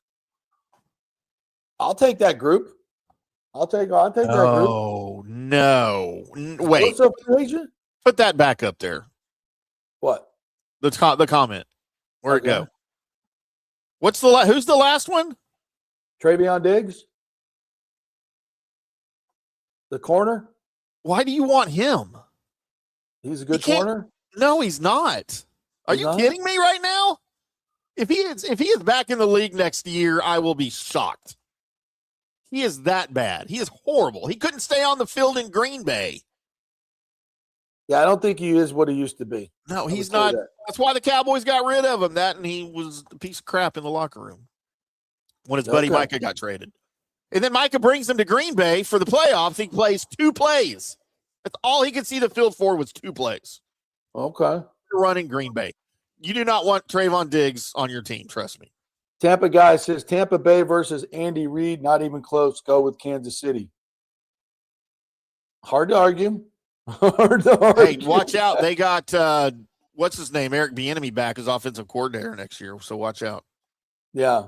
Yeah, I mean, clearly, if Mike Evans wants to get out of here and go to Kansas City and play with Patrick Mahomes and Andy Reid. Can you blame him? No, I can't blame him. I mean, I think Baker and this offense, well, I mean, look at what he did under Liam Cohen. I mean, that was an unbelievable season. Yeah. And I think he can replicate that. So I don't think he's worried about his numbers. I think he wants another Super Bowl. And he feels like this isn't the team that's going to get him that because of the defense and the head coaching situation. I'm not putting, Mike will never come out and say that publicly. Hell no, he'd never do that. And I'm just, this is just me reading the tea leaves. So it's just my opinion. And I'm not reporting what Mike is thinking or saying. It's just based on his body language and things that he said this year. That would be my guess. And he ain't effing leaving. Yeah. He may effing be leaving. Is that what I should say? Yeah. He might effing leave. Yeah. Hey, let's talk a little bit about the Olympics. You watch any Olympics this weekend? Watched all the Olympics this weekend. Yeah. I mean, what Lindsey Vonn tried to do is just, I don't know, man. That is just off the charts. And God bless her. It's borderline not being super smart, obviously, but if I got to be on one side of this fence, I'm on that side of the fence of her going for it and trying to make it happen and do something insanely incredible. And just watching that women's downhill from the drone view, I mean, unbelievable how fast they're going and how just, I don't know how they do it. It's just, that was just insane. And Breezy Johnson won the women's downhill. She was just, I mean, not that this might not be anatomically correct, but it was balls out. It was absolutely balls. That was just insane. And a great win for USA. By the way, have you heard the medals? The medals they're awarding keep falling off the ribbons. Yeah, like, Breezy was talking about it, how she was she was wearing it and jumping up and down, and it broke. Yeah, it's happened to a lot of different athletes. So it's a terrible look, man. I mean, come on. I thought Italy was the best at sewing things. I think they're made in China. Aren't they made in China? That's probably, they're made in China. They probably are, like everything else. Sad to say. So we'll blame the Chinese. Okay, that's fine. That's not the Italians. It's not the Italians. Downhill's impressive. Of course, we've got the luge right now. Women's luge is on right now that I've got in the background. That luge skeleton. Track. Oh, how about the drone following the lugers? I don't like that because I can hear it. You can hear it on the broadcast. Yeah, I don't like that. And they don't ever show. That vantage point is pretty freaking sick. But they never show it on camera. Like very rarely. I like just at the start. It's kind of at the start, and then I think it has to bail out because it's too tight. I like the fixed shots that the traditional shots we've always gotten. Yeah, well, but that's pretty incredible. U.S. and as we thought, U.S. and Canada's women's hockey team. They're going to dominate. They will ultimately meet when it matters most, I think, after watching all of the women's hockey that I did over the weekend on Saturday. Big time impressed with both teams. Coached really well. You saw a lot of like what you get when teams don't play a lot together. You saw some miscommunication, I thought, from both teams in their first couple of games. Weird passes, and guys not really knowing where each other are very well, on power plays and stuff. You didn't get the fluidity that you get with teams that have been together a while, but that's part of international competition. These aren't teams that are together for a long, they play against each other most of the time. But so I have a question about this, JP. Maybe you can answer this for me. Yes. Collegiate hockey is still going on. Now, are all of the women's players pros too, or do they have some of the collegiate players filling out the roster? I don't that's know an answer I don't know the answer to. Because I would think they would have because I think the pros would be better because they're the best of the college of yesteryear and they're older. So I would say most of them are pros. I just never thought about that like I do the NHL players. I mean, obviously there's a women's pro hockey team that's out or league that's out there. We don't have a team here in Dallas or I'd be following them, but I mean, collegiate hockey is still going on. So you can't take these players off of their hockey teams and still having them play schedule while the Olympics are going on. I mean, that's not fair to the programs, So I guess these are all pro chicks, but, and I mean that in the most respectful of way when I say pro chicks. But man, to me, the women's hockey is just as exciting as the men's in the international play. What I don't like is I don't understand why they're playing on NHL ice. I don't get that at all. I love international ice. The bigger sheet, more room. I don't know why they made that switch this year. I'm just glad they got the damn ice down, because about a month and a half ago, we didn't have any ice. And it didn't look good, did it? I think we'll find out, like, in months following the Olympics, how close we were to pulling the plug on the NHL players. So I guess the reviews on the ice have been good from the ladies. Yeah. Yeah. So no, no problem whatsoever. They figured it out. The U.S. went on team figure skating. I was watching a little bit of that last night. I still marvel at what those guys and how long. Like, you think an NHL shift is like 45 seconds, a minute 15, right? So something like that. These programs are 3 minutes long? Like, I know it's a totally different thing, but the stamina to do those triple jumps like late in your routine, like, holy crap. It's just, it's amazing. I don't know crap about figure skating or anything. No, like, just watching it, I marvel at it. So many things.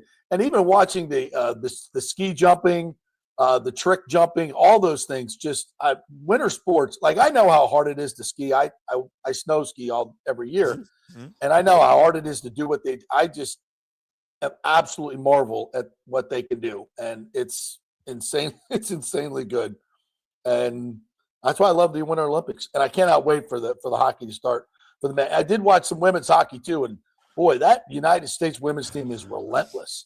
They are freaking relentless. They play so hard. Did you get to watch any of the Canadians? Did not. Canada and Switzerland was on. That was. Yeah, that's good. Yeah, that must have been a good match. Who won that one? Yeah. Canada. But so it was only they had on this. So they were held scoreless in the first period. Canada was. It was only the third scoreless period for Team Canada in like 15 years of Olympics. Like, it was ridiculous. And Switzerland, man, their goalie, she was like Vasilevsky in there, dude. She was stopping 2-on-1s. She was stopping breakaways. She was keeping that team in the game. And then Canada finally broke through, scored a goal in the second. You're going into the third period, Canada versus Switzerland, 1-0. Like, this was an upset in the making. And then Canada breaks through for like 4 goals in the third, and it was more of what we thought it would be. But man, that goalie for Switzerland, good God, I don't know her name, I couldn't pronounce it anyway, but she was standing on her head. She needs stars need to look at her. Here's another comment from our friend John O'Leary. Said, "Never seen an O-line get beat so badly, but bet New England wish they had Charlie, Heck, Feeney, and Barton." Oh no, hold on now. Hold on now. Barton, maybe. Charlie, Heck, and Feeney. I don't know. I hope we're upgrading that in the offseason. God bless them. They tried. They played hard, but man, we need to upgrade that for sure. Do we have any Olympic comments? Eric Heiden had 5 gold medals, and now he's an orthopedic surgeon. Thank you for that, Mike. Random Olympic fact of the day from Mike H. Well, after all the injuries those guys sustained, they play. Wow, I could probably make some money being an orthopedic surgeon. I had to teach my 24-year-old son this morning who Mary Lou Retton was. We have to. I'm a bad father. Yeah, we have to teach them this Olympic history. The Olympics every year, I think are when you talk about great stories, athletic stories, and I think they do a great job. NBC does a great job of telling the stories of the athletes, will truly make things way more interesting for me. So that's why, to me, it's just a great 2 weeks of inspirational stories and watching them compete at the highest level. There's so much of the life. life we live these days that's artificial intelligence, whether it be, videos or writings or whatever you have, music now, everything's being taken over. The one thing you can't replace is that athletic competition. And maybe they'll have robots do it someday. But at least right now, this is, I think, the purest form of human endeavor that we can witness in terms of excellence. And, I mean, you talk about 10,000 hours. These guys and ladies have spent 20, 30, I don't know what the number might be, but it's probably more than that, perfecting their craft, all for one performance. I think it creates just incredible drama, absolutely incredible drama for me. Look, and I've going back to the Lindsey Vonn thing. Oh, I don't know if, and at the time when she went down on Friday before the Olympics started, and we were all, we talked about it on the air when it happened. Did any of us expect her to compete in the Olympics? Like, I didn't. No. Well, she's automatically out. She just tore her ACL, right? No. Yes, so exactly. When I heard she was coming back to compete, I was a little mixed. I'm like, is that smart? Like, not necessarily. Like, I get being a competitor and wanting to compete. Is that what's best for your team, though, for you to compete? Like, are you going to be competitive?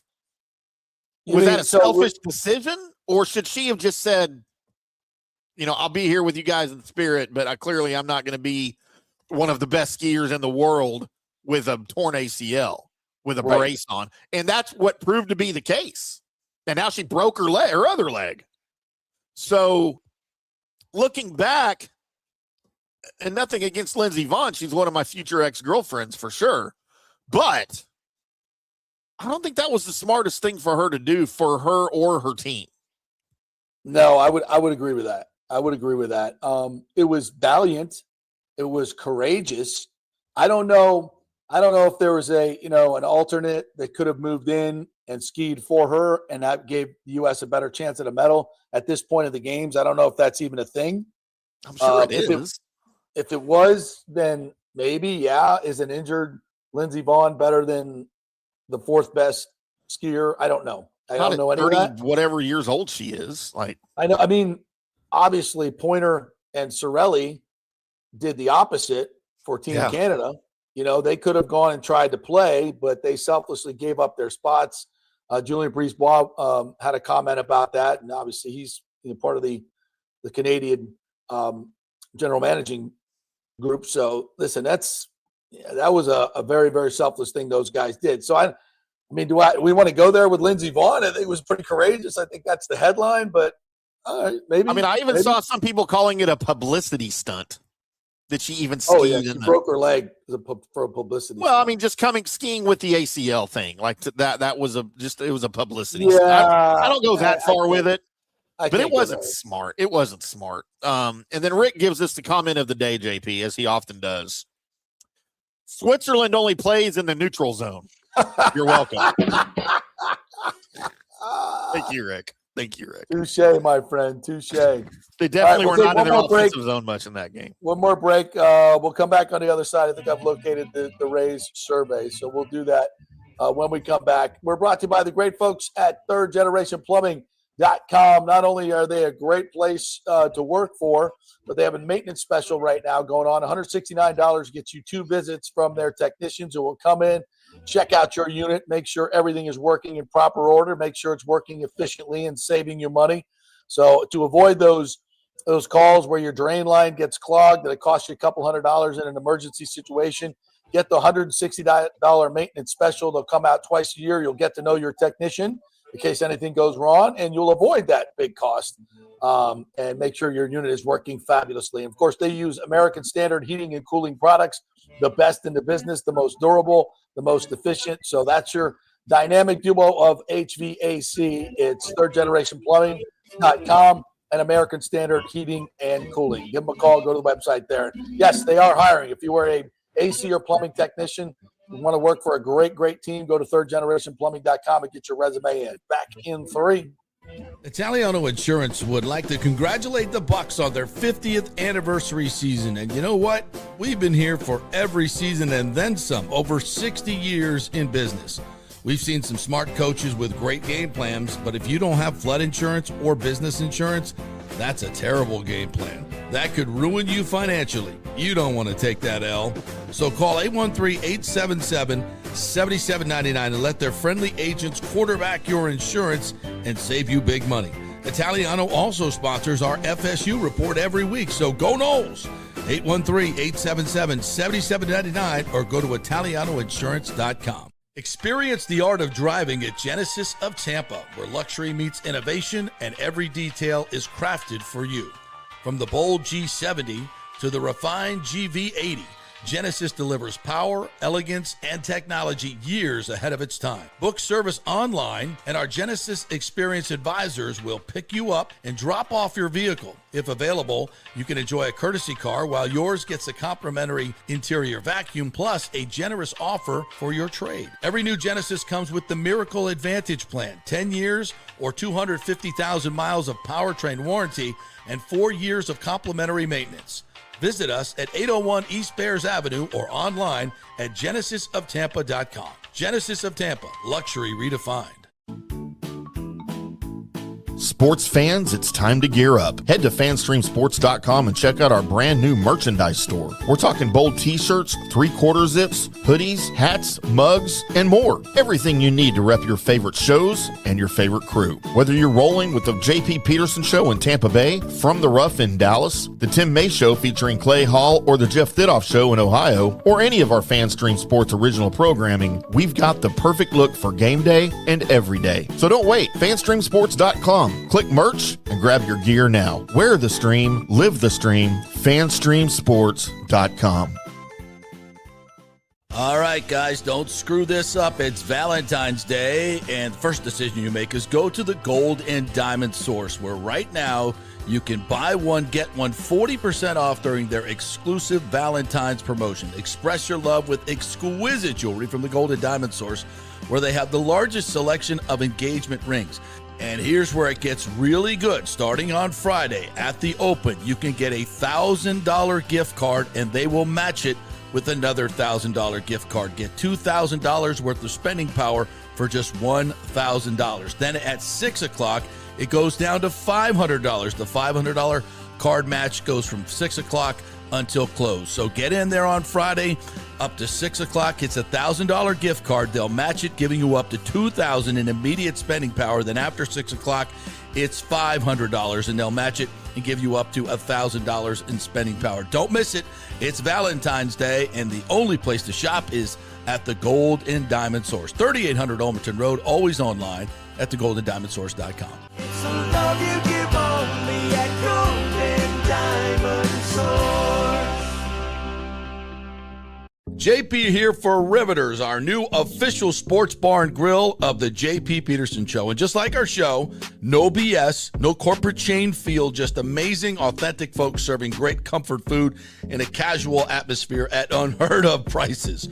Riveters is located just south of Raymond James and Steinbrenner Field on Dale Mabry, walking distance to the park. So free parking, great place for pregame and postgame. Let's talk about fresh food. Nothing is frozen. Burgers, wings, prime rib, roasted fresh daily, never frozen. That makes a huge difference. The mahi, the salmon, also super fresh. All our sauces are original recipes made in-house. Our Warhawk chili and fully loaded potato soup is made fresh in-house. It's the best food anywhere, served by people who actually care. Riveters on Dale Mabry, just north of 275, just south of where the Bucks and Rays play. We'll see you there. Hey folks, Rays baseball and the summer heat will be here before you know it. So don't let your AC unit strike out and cost you hundreds or thousands for an emergency repair.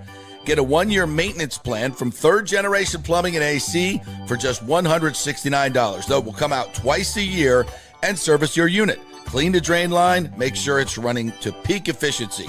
If you need an emergency repair, it's going to cost you hundreds, if not thousands more. It's a no-brainer, guys. Just call the great friendly folks at Third Generation. They work with American Standard Heating and Cooling to ensure you have the most efficient and durable units. Their split systems offer the highest efficiency available while reducing energy bills and maximizing comfort. So choose my guys, John Rodriguez and PJ, at Third Generation, along with American Standard Heating and Cooling.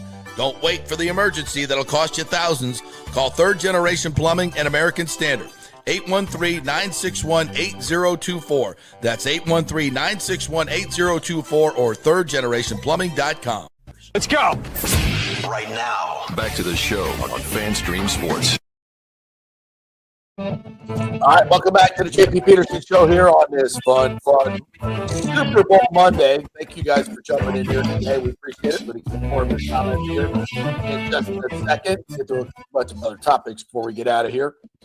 We're brought to you by the great folks at Cafe Paradiso. If you're looking for that great traditional Italian food, it's Cafe Paradiso right there on South McDill. Traditional Italian, the best in the business. Our good friend Paolini over there has been running that place for 30-plus years, and it's worth every dime and every moment you spend there, folks. So head on over there, ranked number 3 on Open Table for traditional Italian restaurants, Cafe Paradiso. Absolutely love it.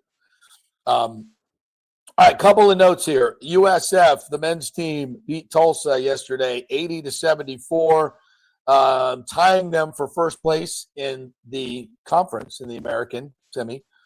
Even though Tulsa has a better overall record. That's 2 wins for the Bulls over Tulsa. Big win in terms of their hopes to get into the tournament. Isaiah Nelson has been a monster inside, 25-10, his 16th double-double of the year, which I believe leads the nation. Wes Enos, hot again from 3, hit some big threes, finished with 20 points, 6 assists. They had 19 total assists yesterday, just 7 turnovers. I watched the bit of the game yesterday. They played really, really well against the good Tulsa team at the Yingling Center. Good crowd. They were into it. Really, really good basketball. They were wearing Tampa Bay across their chest, which is something. That was weird. Yeah, I liked it.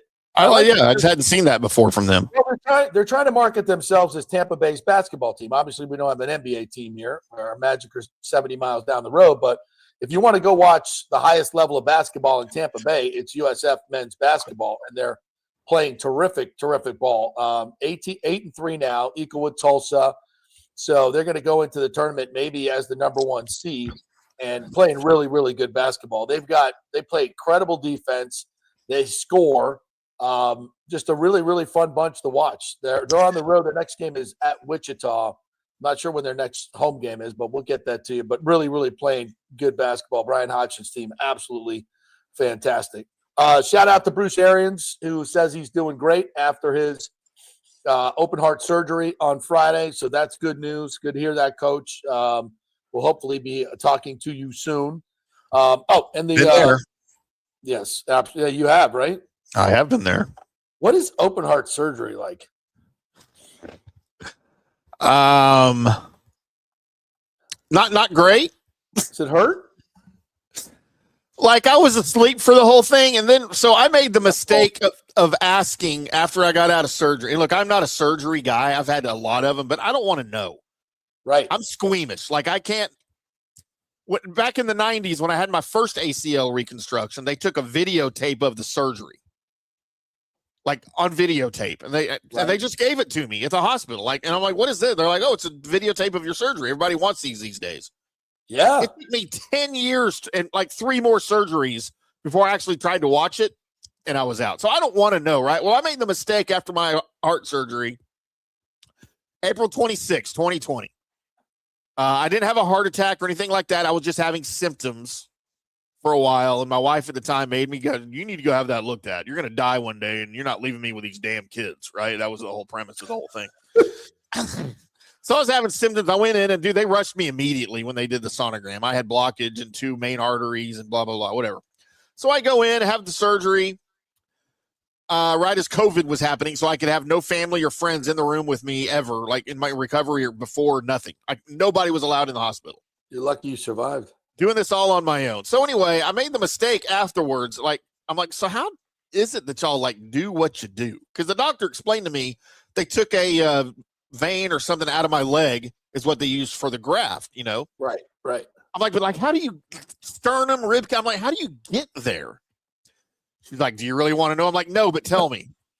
She's like, well, we cut open your skin, and I've got the scar to prove it. Like, you want to see? There's your scar. Oh, thank you for that. Here, all right. To here. Speaking of fat white guys, thank you for confirming that. Yeah. I do have two nipples, contrary to popular belief. So then she goes, then we take what basically is a Milwaukee power saw and cut open your sternum, like just straight down the bone, all the way through. And then we have this machine that comes over and clamps your sternum, and we have a crank, and we do this, and it goes. I'm so sorry I asked. I'm so sorry I asked. And it opens up your rib cage enough for us to go in, do the things that we do. We release it. We put these steel things inside to hold your bone back together again, and we kind of use a bone weld to weld it shut. And then we put this little steel plate or an iron plate over it, over the joint, and sort of bone weld it on. And then we sew you back up. And here we are. I am so sorry I asked that question. I'm like, so wait, I have an iron plate in my chest? She goes, yeah. I said, I am Iron Man. You are Iron Man. Yeah. I kept wanting to get the Iron Man thing tattooed, but I'm chicken to get tattoos, so I don't have any tattoos. But here's an interesting tidbit. 5 years later now, almost 6 years later, that iron plate that I have is starting to come loose in certain spots. So I can feel it moving inside my chest, under my skin. And sometimes at night when I'm asleep, I'll roll over a weird way or support my shoulders, and it pinches me from the inside. Like my skin gets underneath it on the inside, and it pinches me and wakes me up with the pain all to high holy hell. Oh, damn. So I've been back, and I'm like, so how do y'all fix that? And they're like, I mean, if you want it fixed, we got to go back in. Well, they don't have to open you up again, though. Just the skin part, not the chest. Right. Oh. And I'm Okay, I'm good for now. I'm good for now. Let's move on. All right, so this is the Rays survey. They gave us 16 things, and they said pick 8 as your 8 favorite, highest priority in terms of what you'd want in the stadium. So these are things they're thinking about doing with the stadium. Okay. First one, high levels of technology, video board, sound system, Wi-Fi, etc. How important is that to you? I mean, I feel like that's a given, like that's already going to be there, right? Like, yeah, I guess you could go super high level, different things, I guess. Like free Wi-Fi or paid Wi-Fi. Like, to me, that would be a question. Yeah.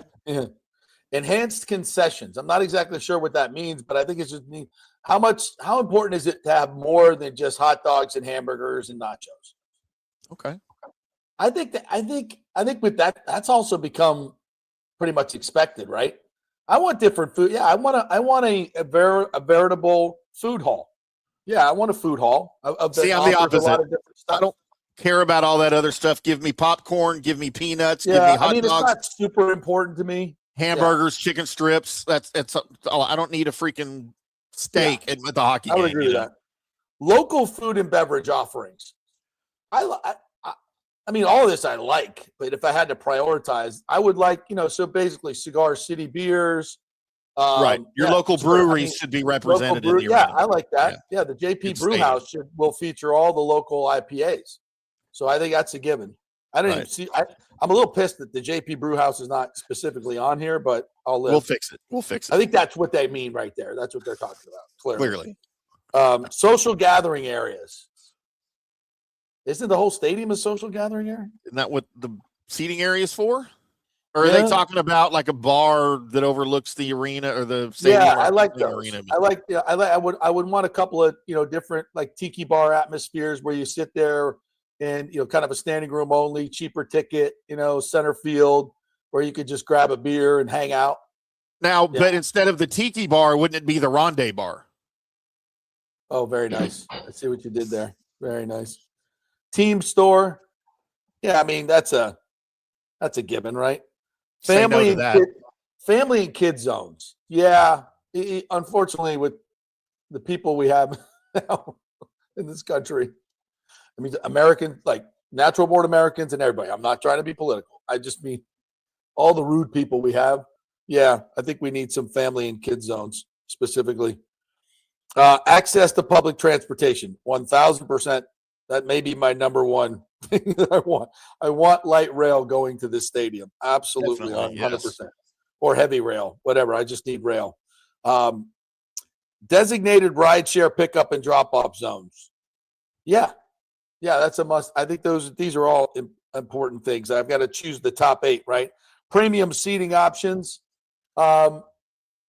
Yeah, I'd like to see a lot of different ones. I think that's important. Like define premium seating though. What does that mean? Like wait service at your seat or areas, all inclusive areas, Okay. sky boxes, luxury boxes. That's not one of my highest priorities. I'm good sitting out in the outfield bleachers. Yeah. But to among me, the people.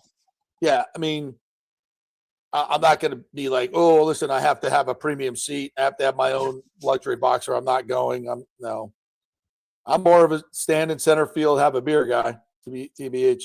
Numerous clean, high quality restrooms. I think, yeah, that's good.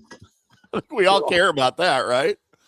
As long as they have the Stu Sternberg urinal cakes, I'm good. I think that should be a must for this. Absolutely. Standing room only areas. Yes. I like that. Sure. I think we need cheaper ticket options just to get in the ballpark and gather, hang out. I mean, give me a $10 center field stand. You're going to make a ton of money on me in beer sales.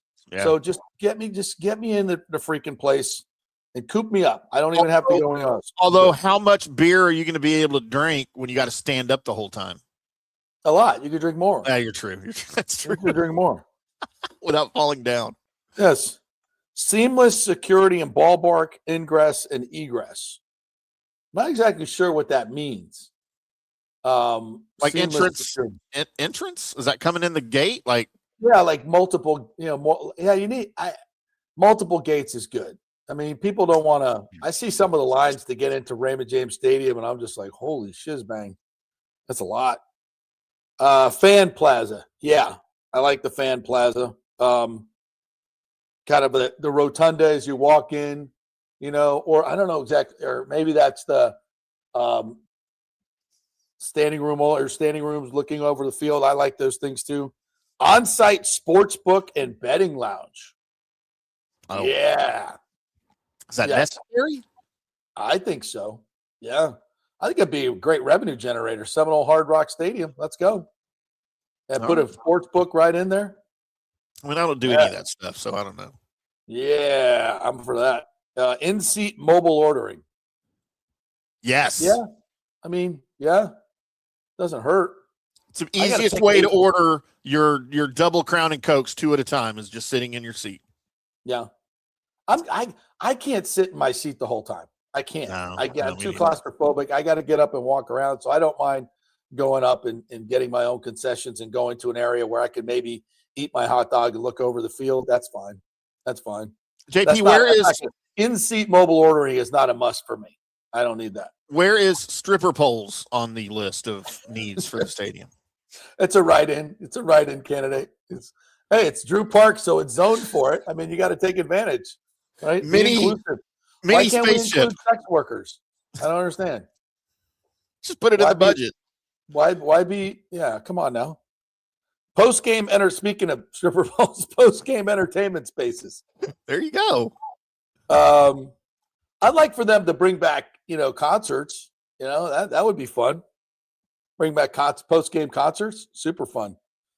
Yeah, so this gives you kind of an idea of what they're, thinking for the stadium. And also that the stadium, is kind of a work in progress. Let's listen to the folks, and see what people want the most. Because it's different. It's different for all different. I think different sports. Baseball to me is more of I'd like some cheaper ticket areas. So standing room only areas. So if you want to just, because of the location being, so close to so many people, I would like to on a Tuesday or a Wednesday night go, hey guys, we're not doing anything. Let's go get some $10 tickets and go drink a few beers at the center field deck. Yeah, that sounds fun. Take an Uber over there or let's get on the light rail and just zip on over there, get our tickets, go in and watch the game. I think that would be super fun. Absolutely. So 100%. JP, I know we are far removed from the late 70s. Yes, the 80s. we are. Unfortunately, what I hate for kids these days that love baseball is they're not able to, like, so I grew up going to the original Arlington Stadium. Yep. Which was, we didn't have the same freeways we have in North Texas back then, even as we do now. It was over an hour drive for my dad to drive me to the stupid Ranger games. And this was the stadium I got to enjoy, by the way, the original Arlington Stadium. Look at that.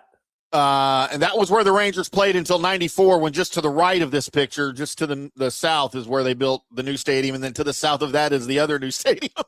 But, dude, my dad could give me $10. $4 would buy me a seat in the outfield, and I had $6 to drink sodas all day. Yeah.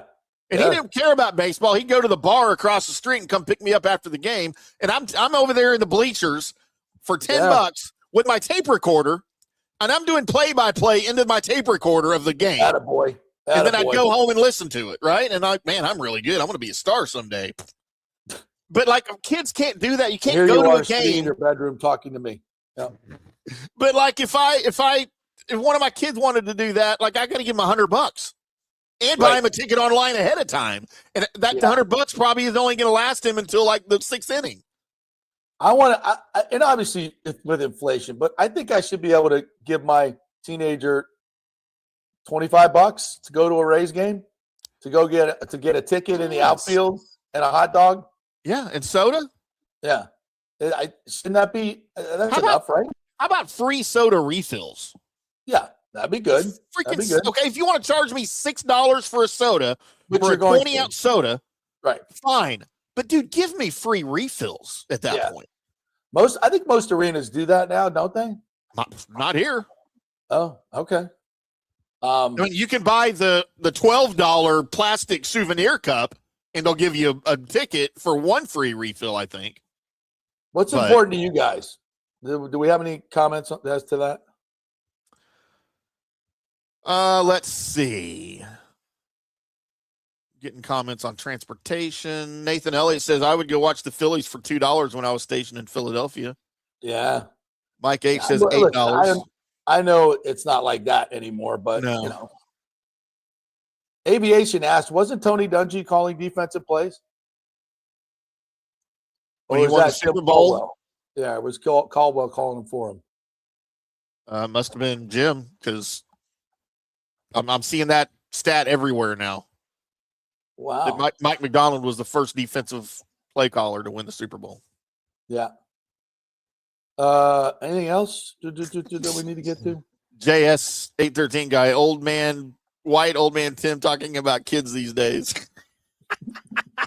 Right? Listen, there's plenty of shows if you want to go hear young people talk about sports. Go ahead. Yeah. They don't know anything either.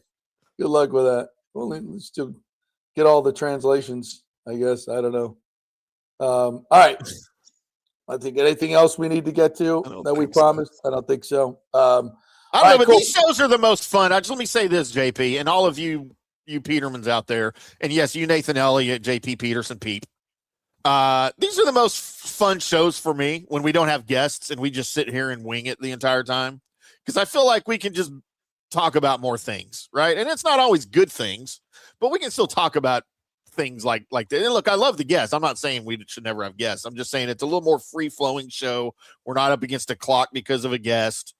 So I hope the Petermans enjoy our efforts when we literally have nothing on the run sheet at 10 a.m. to start the show, and we make it until noon. I have a full run sheet. I don't know what you're talking about, but I'm like, I got tons of research I did all weekend long. What, are you kidding me? Mine just says Olympics, curling, hot chicks. Yeah, that's the rundown. So what? What else do you want to talk about? Oh, yeah, Super Bowl. Forgot about Super Bowl. Yeah. All right, guys, thanks you very much for joining us. Tomorrow, I believe we have Scott Reynolds and Charlie Strong going to join us, talk a little Bucks, and recap the Super Bowl as well with Charlie, and other fun and frivolity. Whatever breaking news happens today, it's Monday. Somebody's coming up with something. So we'll do that as well. Have a great day, everybody. Great job, Tim. We'll see you tomorrow.